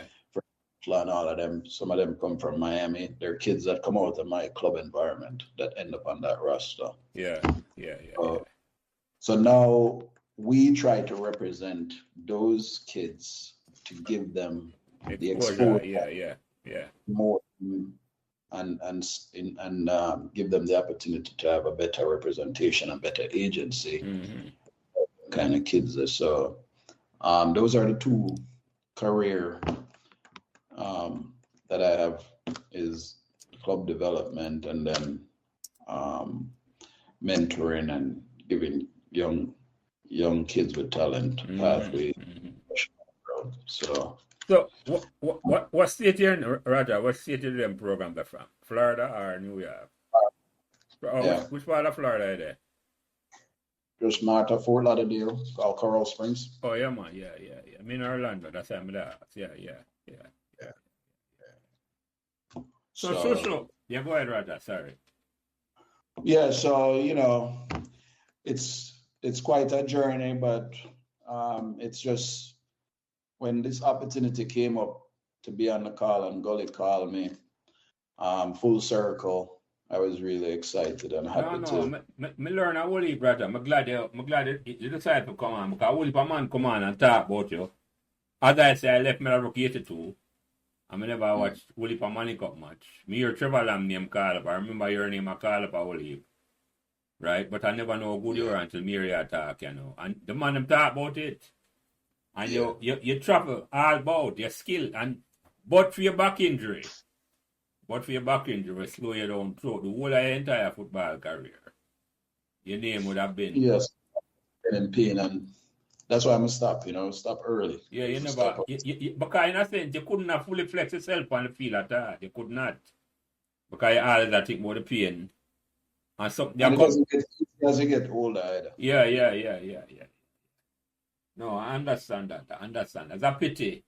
It is a pity. But as I say, winning and things that come together in a life. Look how all if you do it where it works. And sometimes I luck, and sometimes it's a lesson. You see me, I say to you, because what you learn, you can pass on to you. The man, other man, I listen to this now and know, sir, right? It's a, yeah. So, sure. Yeah, Father God always have a different. Yeah, man, plan. Exactly. Maybe if they continue playing, maybe we couldn't do what I do now. So exactly, that's Father the God point. always That's exactly my thing, so. Exactly. Yes, so it is what it is. Yeah. Trevor, I get the link, Gully.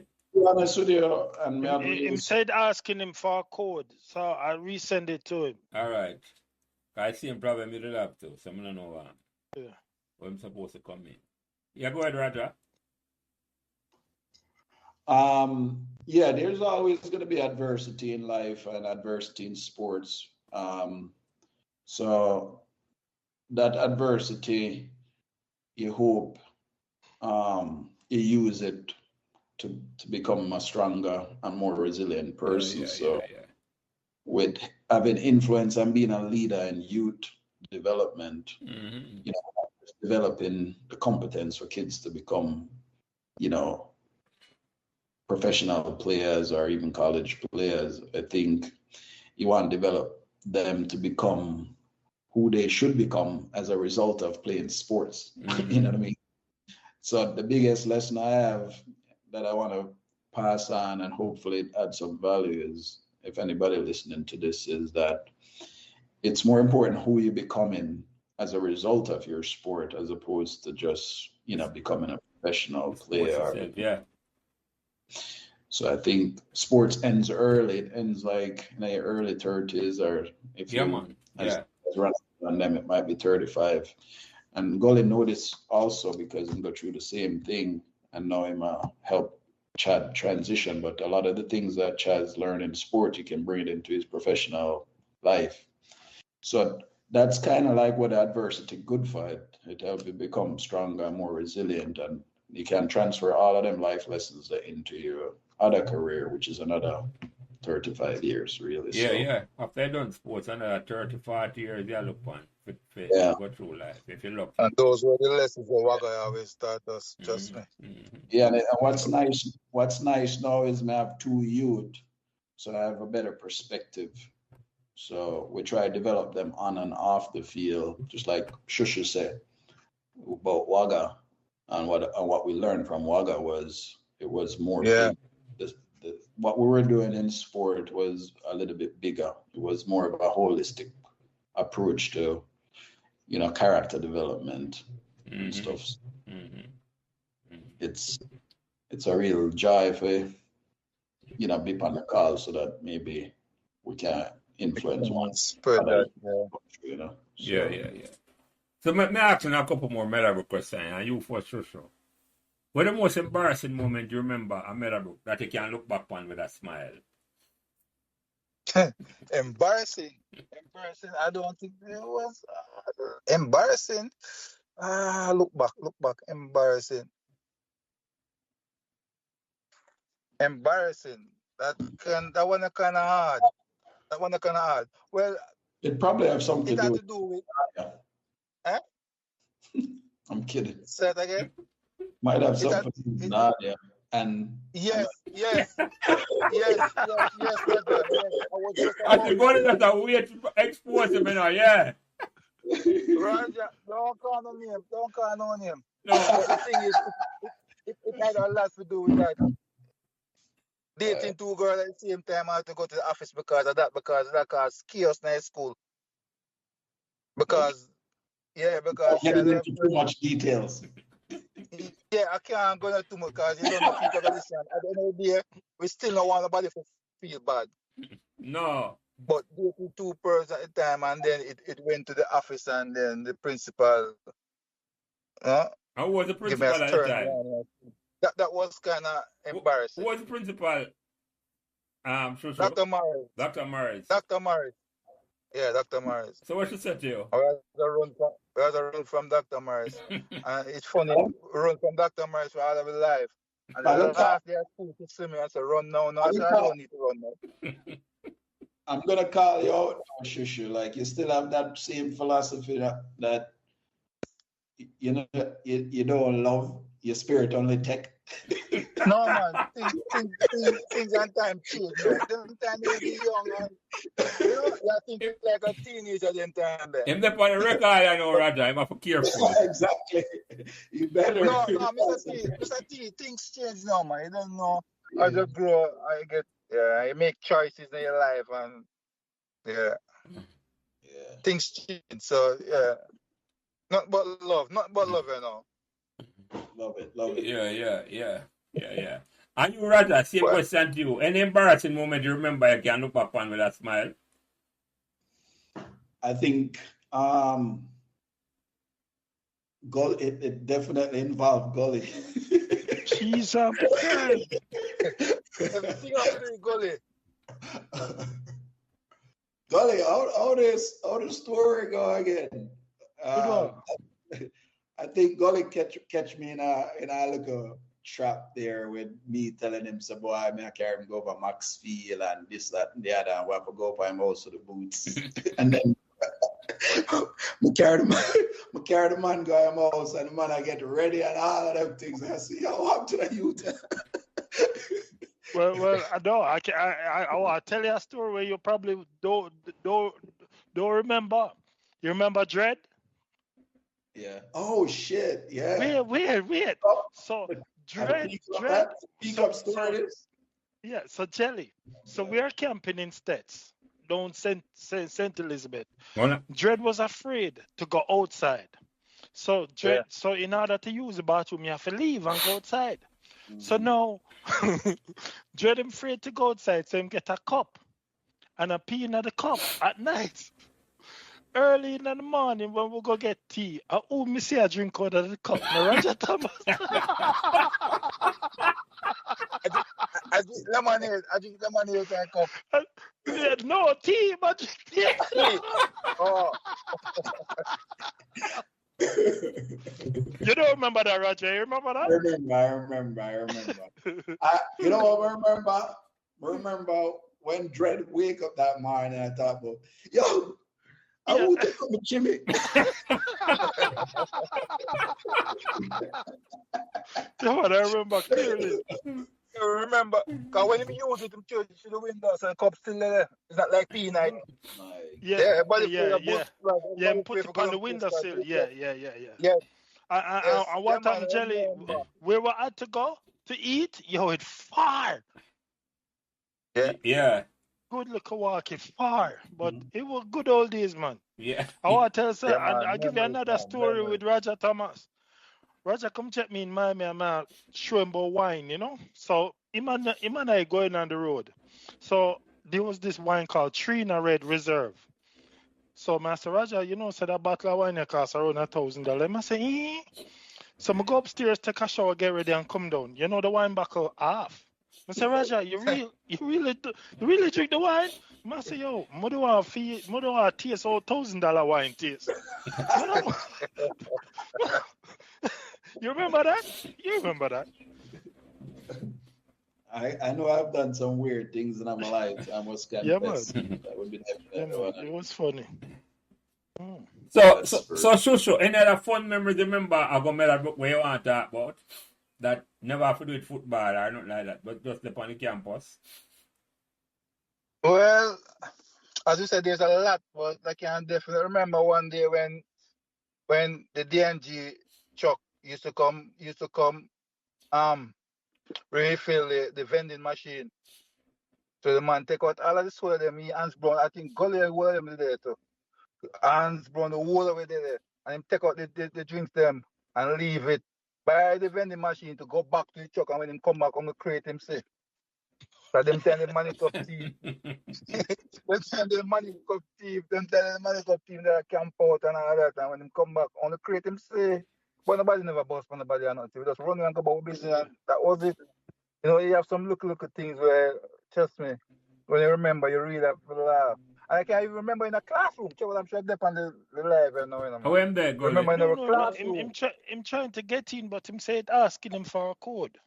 Tell him, download the app this, and try again. Just download, update the app and try again.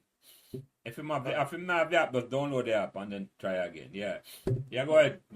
Shushu. yeah, remember in a classroom, Mr. McGregor was a maths teacher. We have maths test. What we sung about me, Roger, travel what we sung about. I know the boys always want to sing about a classroom. But travel always want me if you tell them the answer them. So, you know, 5 answers up on the paper. A, B, C, D, E, F. You know, so if I aim, then not the next one time. But travel want me tell me the whole 50 questions, 50 answers. So when me do now, when you say, like, you know, yeah, what the answer for number 10? This is not the deck. This is knock past 5. Come, this is knock. So you get confused and you know what to write. But you always say, boy, I shake him up. So instead of knock and say A for the answer, or knock 2 times for A, B, you just say knock the desk, knock. About 20 times I knock it. So you know what the answer. So Trevor, I want to say, boy, I'm confused him, I might take him for food and whatever. But we always look back, find time we always laugh. You might remember that too. So I'm just get fed up by him. They love him telling that story there. Yeah, I hope him can come But it was fun. It was fun. Now send him back the link, yeah. And you, Roger, you have anything you remember a Meadowbrook where the most embarrassing moment? You answered that already, Yeah. but any fun memory where you want to talk about? Nothing specific. There might be 1 or 2 embarrassing stories, but not really specific. Nothing specific.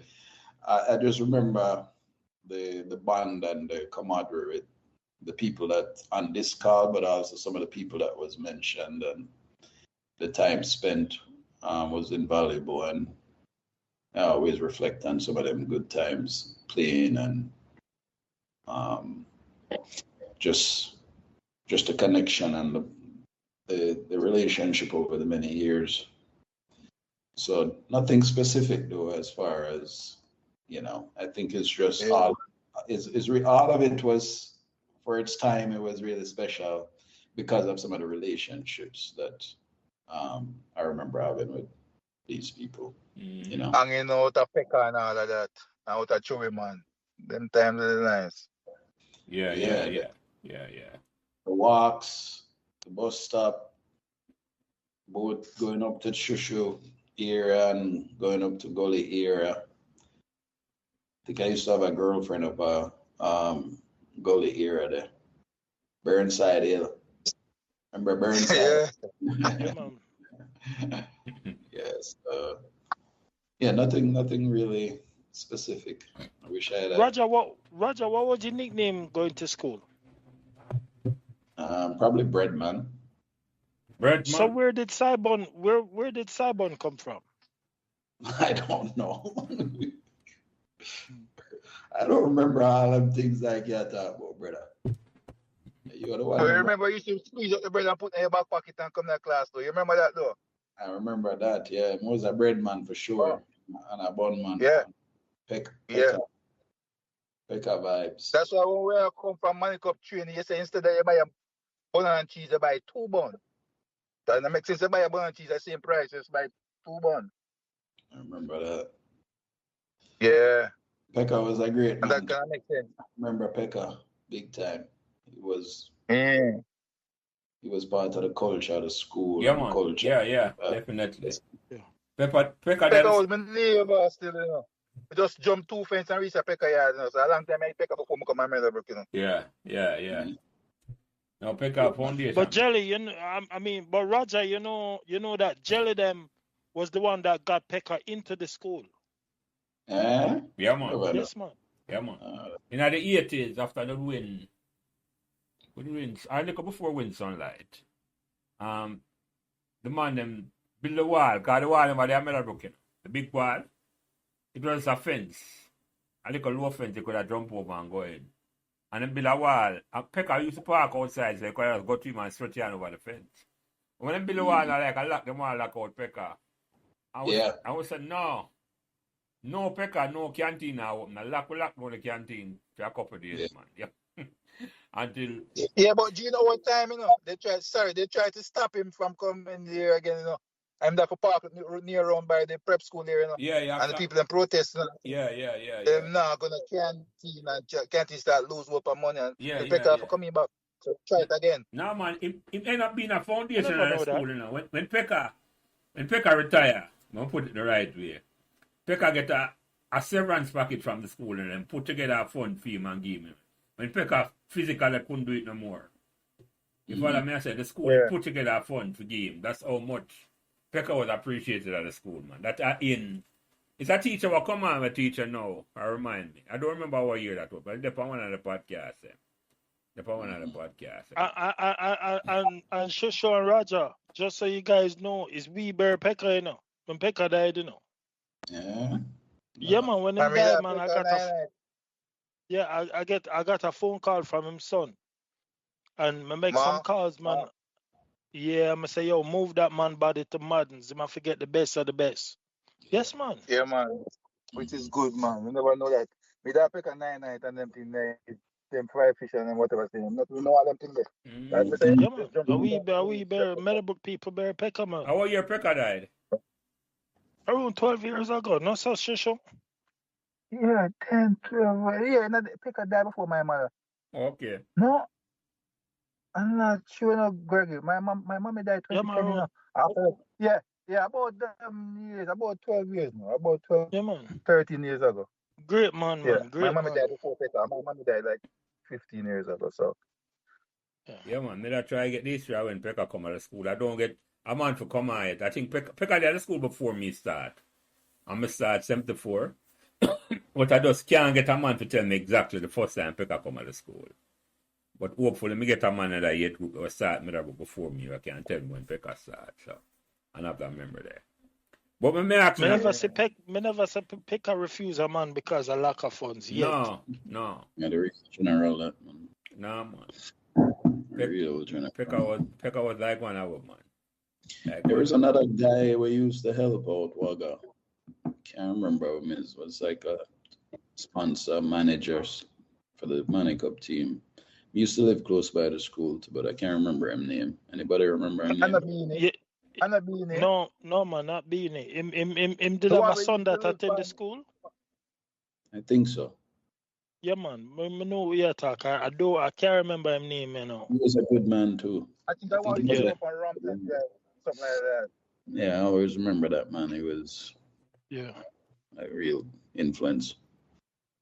Well, me ask you a question. Me ask another Meadowbrook question. Because believe it or not, we're there for a talk for over almost about an hour and 45 minutes. And they come like a none. A good conversation. Nothing. Yeah. I forgot it because wife here called me. No, man, we're going to wrap it up in a 15. No worry, we're going to wrap it up. Since you tell me you have a time constraint. Let me ask a couple more questions and then I ask the last question. How it make you feel I bring up back all the Meadowbrook memories after all these years? You first, Raja. Humbling and just positive, healthy. A lot of good feelings if I connect with all four of you and then whoever the audience, hopefully. I will hear this, yeah. Yeah. Mm-hmm. Yeah, man. And Shu Shu, how it make you feel I bring up back all the Meadowbrook memories after all these years? Great. I would have said, is that like a feeling of nostalgia? Trust me, I would have relive them memories again. Certain things I wouldn't do, thinking back now, and maybe certain things I would do differently. But I'm saying it's just a feeling of nostalgia, man. Just make it feel warm inside and know, so boy, the memories we have with your friends and friends who became brothers. Mm-hmm. Trust me, make it feel really good. Yeah. Good fear. I have no regrets. All right. Let me ask you one little quick question before I ask the last question. And you take that one first, Raja. And I think more that question all the while. And what do you think all that we can do? I talk about it, because I ask Gully this and I ask other people this. To make Meadowbrook people want to give back to the school. Because the school always need help, What do you think can be done to make sure, not even make sure, but to inspire people for want to give back? Because you can't force a man to do this in a Raja. He have to be inspired. What do you think can be done to inspire a man for want to give back to Meadowbrook High School? We'll create the whole of it. Yeah, I think more things like this that you're doing, it's just creating awareness. Right. So if you create the awareness and, you ask for what you need and, all the people on the line involved and the people that probably not aware, maybe after I come off this call, I can make them more aware if things are shared. I don't know how, because Gully is my connect, Shu Shu is a connect. So, what it depends. Giving back is very broad.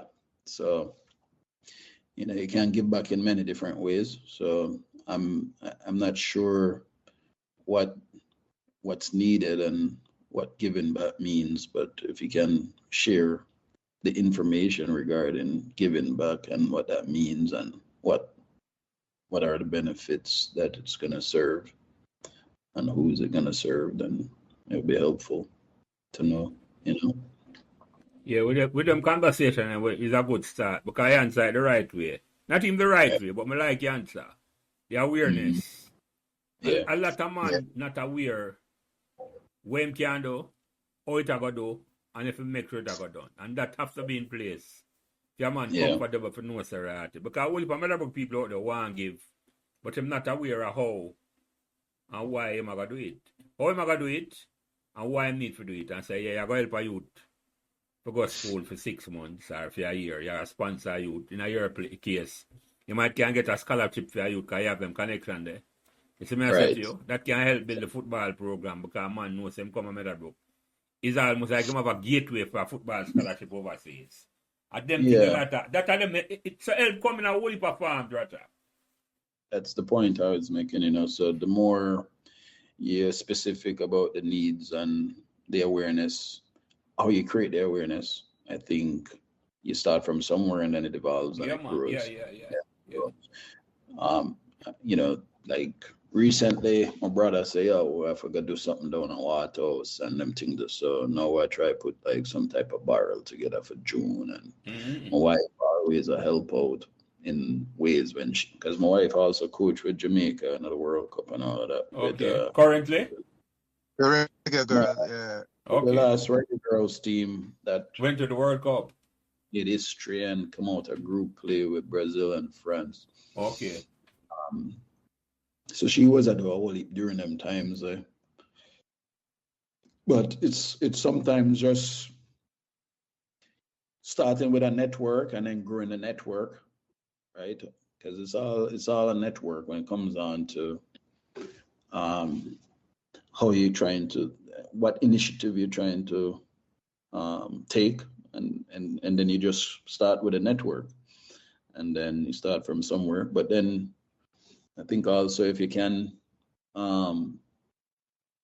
share the stories of how it'll help and all that stuff, that's also good, because people like to know, say, boy, whatever they're donating or helping with, that it's actually being done that way. You see, we just said this a while ago, Roger. To me, that's the most important thing. When I talk to, because Meadowbrook New York chapter have them 30th anniversary this week I come up, April 5th. I'm going to tell them, now what if people and students them help, and them don't tell the stories. Right, you have to tell us. Yeah, man, the story them have to tell over and over. You follow me? I know we have a platform, but the story them can't share, man, no say. This is how I'm getting in 1992. Because people help people from years. When I talk about Wagga, you see me I said to you, Wagga give a whole heap where a man don't know. You see me I said to you, a whole heap of people give, or help Wagga one don't know about at all. But the stories them need to be told. That to me are the most powerful, recruiting thing that for one people to help that long. And this is a good start, but like if there's some foundational website that people can access. If the type of email process. Yeah, man.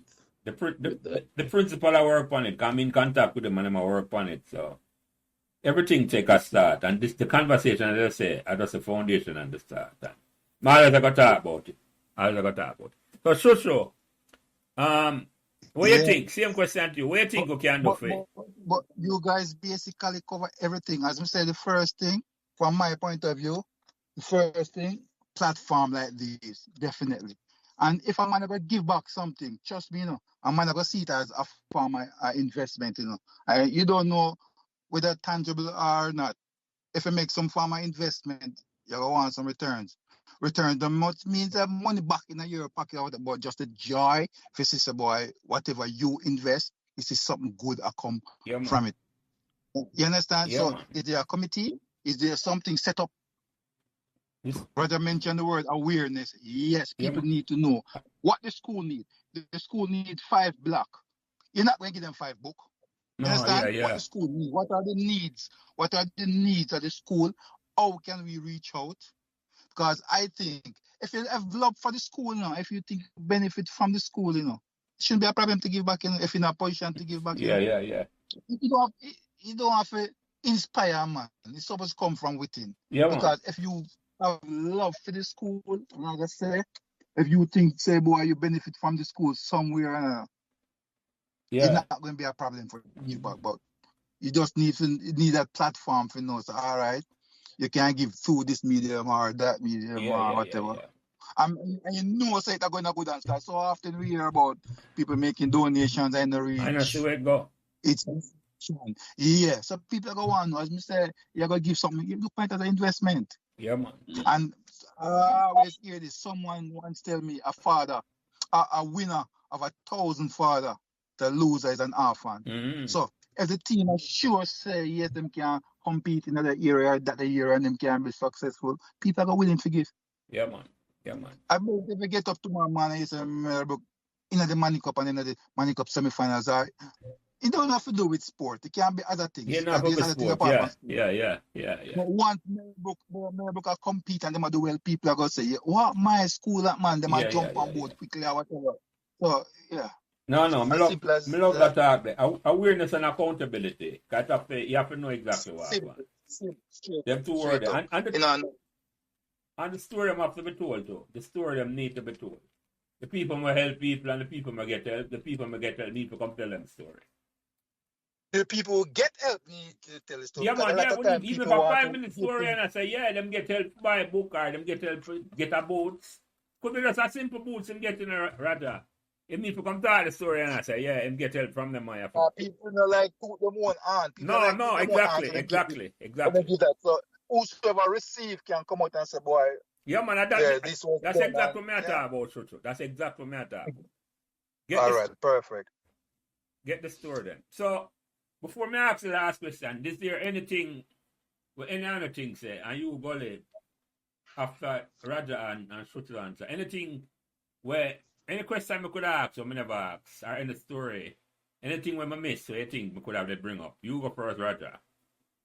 All right. You want me to go first? Yeah, man, yeah, you go first. You go first. I think you brought up a good point with these aspects where there's farmer, old boys, and I know other schools that has platform. For example, I'm gonna say Casey, old boys and stuff like that.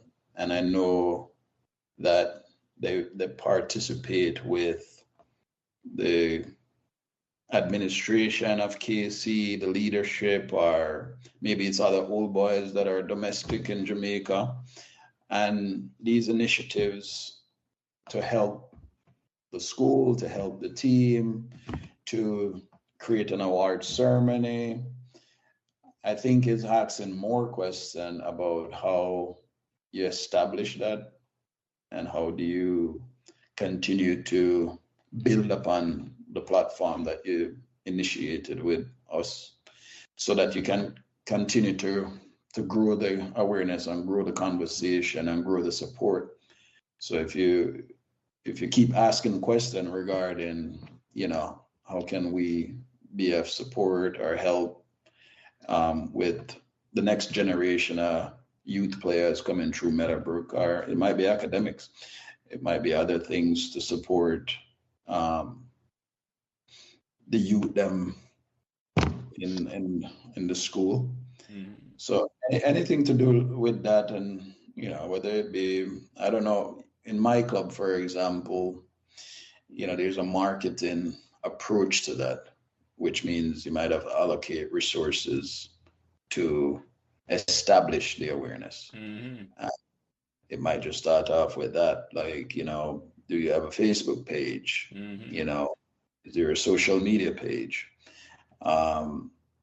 If this is going to be, because you just told me like a lot of these things were happening, you had these conversations already, but I'm not aware. Right, exactly. This is my awareness of exactly. a podcast that's had other people on and all of that stuff, right? So yeah, I think all of those questions, and you would just continue to ask them, I would just stay curious with how you market this effort. Yeah. What resources do you have to allocate to that effort? Do you need help with that resource, right? So, but I think it starts with awareness. Yeah, that's man. How you grow supporters, and that's how you grow following. Yeah, man. I'm going to borrow the word of Roger. I'm going to borrow the word from awareness of the key. Yeah. Awareness, how the school want, and awareness in terms of the people, the students who have helped so far. Make them come and tell the story. It's a powerful message. Every week we can see some. Yeah, go ahead, Roger. Then in this day and age, right, when you have, it's a global network now. Exactly. The internet and I'll give you a good example right now. My youth play football. I'm named Kobe, and he started his own YouTube channel, TikTok channel, Instagram, and just started sharing his message and his story and his path to becoming a footballer. And currently has all over not just the US, but all over the world. He's got 150 5,000 people. I follow him. Yeah. Right? Just with that alone, and that's his effort only. Yeah. With his effort, the help of his mom and all, and myself, he's got people that wants to hear more and do more with it. Yeah. So then it turns into marketing opportunities, and people want to work with him. And then start generating. Even he's only 19 years old, and he's generating revenue for himself. Like, he gets paid from Nivea, he gets paid from who else?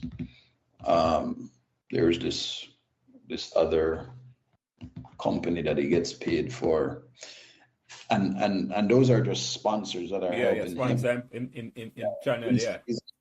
Yeah. So that's what happened when you start spread the news, and you start, because it's easier nowadays to do that. Because believe me, a whole heap of Meadowbrook people in Florida that I'm aware of, that I can go and say, hey, Finey, I did this podcast the other day, or Finey can tell the next guy, and it just spiral into, especially when there's purpose. Yeah, man. Yeah. When there's an intention, and there's a purpose, and there's always leadership. So I like what you're doing. There's always leadership involved. Gully's a great leader too. I don't know much time and resource, because that's the biggest thing. Who has the time? Yeah, man, right. And one person can. It's not easy. It's not easy to take exactly. 2 hours out of your time, but this was for a good cause. So I would just say continue to stay curious about that particular question. No, and I will reach out to you about the marketing aspect, because I started the program here because Meadowbrook win 7 trophy in the 80s, and nobody was aware, right? And if you listen to podcasts and move on to you realize that the sing pan. No more take the awareness to a different level in terms of say what we can do for the school. And you just give me another idea too. I'm not necessarily have to go to Meadowbrook for one and get back to Meadowbrook, No. If him feel say what Meadowbrook I tried though is a good thing, a man or a big institution might say, I love what that school I tried. So the awareness is not limited to Meadowbrook people. It start there, but trust me, it don't have to be limited to them at all. So I love the answer to the Rata. I learn a whole heap from you, I listen to you. And me call upon the marketing aspect of it. And you structure, because I know Rata say I have to leave. Anything where me never bring up what you want to bring up. Any little thing where you say, boy, I don't want to. Well, one simple little thing. We went to Meadowbrook for all these years. You can ask this question going forward, or maybe could have asked us. What you can say the main thing, the most important thing you take away from Meadowbrook, what you learn from Meadowbrook all of those years. Well, you answer that now, but me ask you. Since you asked the question, not one of a question them, but me never get around to it. But you answer that. What the most important thing, what the best learning experience you get from Meadowbrook? One up, because you can't say the most. One up, all right, one up. You answer first on the Rata. Go ahead, yeah. The most important thing I can say is the value of friendship. Trust me. The value of friendship. Yeah. You learn that from then until now, and you carry it throughout your life. As we said before, friends who became brothers. And trust me, we are talking for almost 2 hours now. It comes like nothing. So you can imagine when we meet up in person. Yeah. Wife will have constantly call you. Wait. But we have so much things to talk about, and the time just run off so fast. So it's one of the most important things. So I said, the value of friendship. I'm glad to bring that up. Yeah, I'm glad to bring that up. And Roger, you quickly can know your time constraint. What the most important thing? That's the best part about somebody answering first. That you can piggyback. You cannot copycat him, yeah. But I think, maybe I wasn't aware of this many years ago, but I'm very aware of it now, that the quality of the relationships that you build in your life determines the quality of your life. Right? So for me, it's all about relationship. Family, friends, they're crucial in that. Yeah. And I'm very grateful to have Gully and Shu Shu still after so many years, and they're the one that connected back you with me, and then it's kind of turning into something else that hopefully will be a positive impact. Yeah, man. For leave a legacy of Meadowbrook, I have a dream for build a big thing on a Battlefield, a campus, a sports complex on a Battlefield. That's my vision. But I love the principal have the same vision though. And we have things in process to try to get things in place. But that, I guess if we talk about an agenda where I go after, that's the big agenda I have in my mind, among other things. But that's one of them. But it starts with a conversation. And you, Gully, quickly, anything more you want to bring up, any question you want to ask, whenever, you might have on mute, Gully. Yeah, well, basically, Muda want to know where Shu Shu get him name from. But before even that, the last interview that we did, I had 2 past students reach out to me and sell me some money, and I made a link down to the school with the bursar, the dean of discipline, and we found a student that was struggling, and we made a contribution to her, and then we're also going to turn it into a long-term support to her throughout her school years. So it's great. It's great. It's great. This forum, great things, man. Great things happening. But Shu Shu, I want to know where you get your name from. Oh yeah, I mentioned it at the start of the program. My grandfather name was Shu Shu. I don't know where you got it from. My grandfather name was Shu Shu. So my father adopted that name, and then all of my father's sons, they call him Shu Shu. The first time he used to say Shu Shu boy, a Shu Shu boy that, a Shu Shu boy that. Then drop the boy. He just said boy, Shu Shu brown, Shu Shu brown. The short answer, Gully from Bogle. yeah, it come from somewhere. Ancestor. Paul Bogle, where I come from here, Shu Shu. I don't know where him get it from. I don't know what it means. Exactly. Let me ask you. But also just to interject, I remember when I was going to school, there was a lot of kids that were struggling with basic things, even lunch money and all. Just a reminder, it hasn't changed. It hasn't changed. So, sometimes we can reach out. If anybody wants direct communication with whoever, listen, it's 1-2, it can be done. Yeah, the awareness and direct communication, but that have to be in place. That is the key. I love the word already. Awareness and accountability have to be in place, and a direct line where I go directly to the school and somebody accountable at the school, the principal. Exactly. Set up that way. It can't work no other way. It can't work no other way. Say I give back and I go directly to somebody accountable at the school. Through the principal. Because I'm in charge of the school. And nobody else. So. But last question for me, I can send Roger off. And you first, Shu Shu, since Roger like me ask you the question first. What made Meadowbrook magical? Wow. What's that? What made Meadowbrook magical?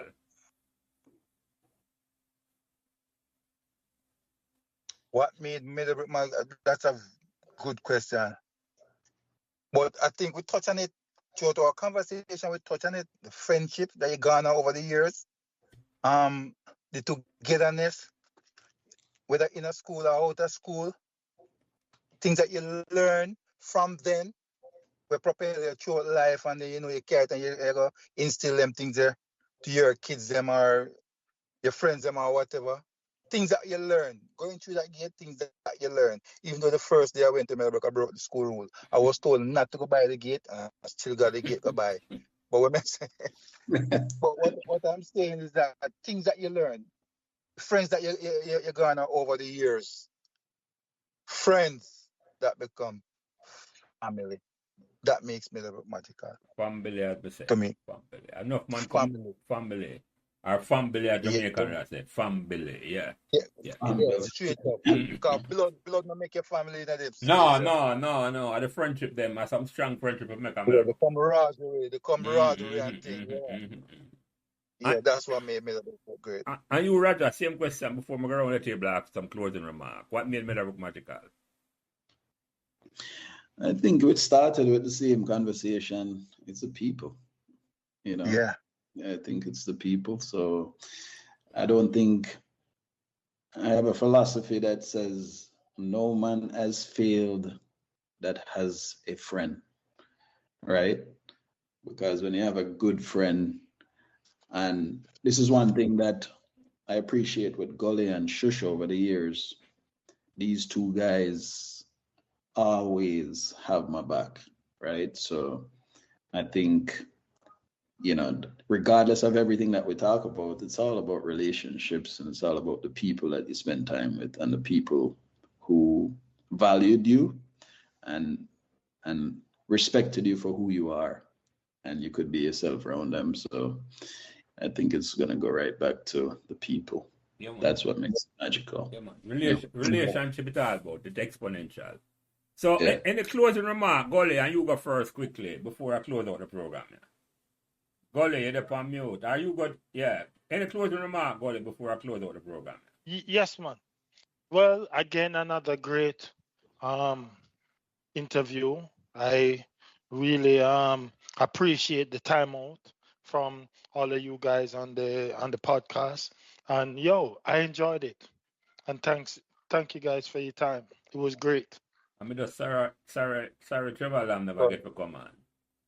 Sorry. Yeah, there will be other times when Yeah, man, we're gonna link on. up. Other people might come on, will come on, and we might call back the Tuana and Trevor Lamb. So, and you Shu Shu or Garfield, your birthday certificate name. Well, Yeah. any closing say remark? Give thanks for this platform here. Trust me.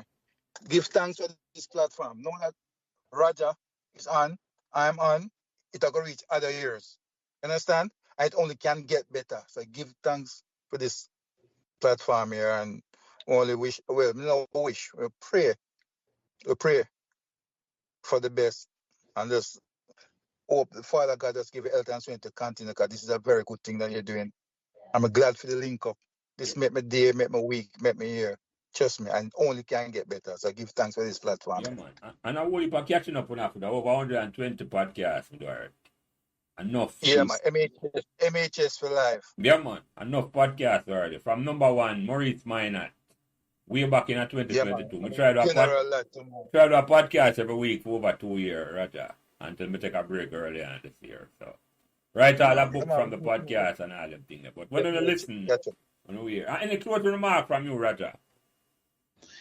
Just nothing but gratitude for you making the choice to, and Gully taking the initiative to create this moment, and hopefully positivity and,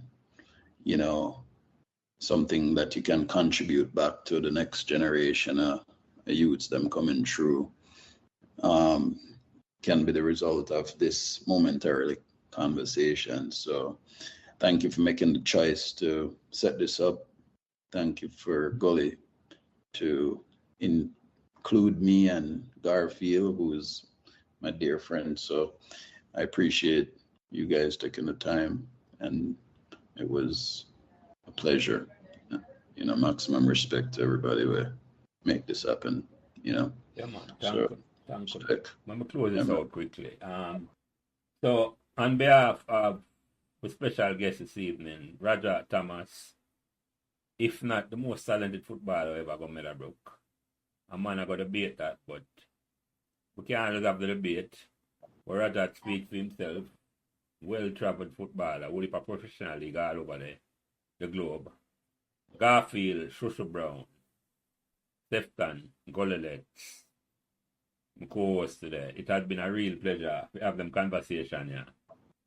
Like, with a pecker, a vibe, situation, and that's a talk about things. So, as I always end my conversation, God bless the whole way. And God bless that great school at 2A Meadowbrook Avenue will bring us together. And we still talk about friendship after 40, 50 years. 40 years to me. Almost 40 years for now. Have a good night, my brother, and God bless us all, and God bless that great school and Meadowbrook High School. Thank you. Man, bless up. Respect, always. Gully, Roger, we talk. All right, bless up, family. Respect. Gully, you might up on mute, so you're gone. Anyway, we talk. Thanks for listening to Meadowbrook Memories. And remember to give us all the encouragement you can on whatever social media platform you are listening. And special thanks to my production manager, Cameron Wright, who takes care of everything involved in getting the podcast out every week. And without him, this podcast would not be possible. It is his expertise that allows me to do what I love doing every week, having great conversations about Meadowbrook memories, and he's responsible for everything else. So again, thanks to my production manager, Cameron Wright. Hello, this is Jelly, your Meadowbrook Memories host. Would you like to know how Meadowbrook won 7 trophies in 4 years in the 1980s? Purchase a copy of my book, The STARLINGS Surprise, for a friend, a relative, or a student at Meadowbrook. Thank you. Check the link below. So remember, as we listen to these conversations, and I must thank Nadine Moulton for this, memories are made to be told, not buried. The views expressed by guests on this podcast are their own, and their appearances on the program does not imply an endorsement of them or any entity they represent. While we will not add to statements made by a guest, we reserve the right to exclude statements or remarks that might be considered inflammatory. Thank you.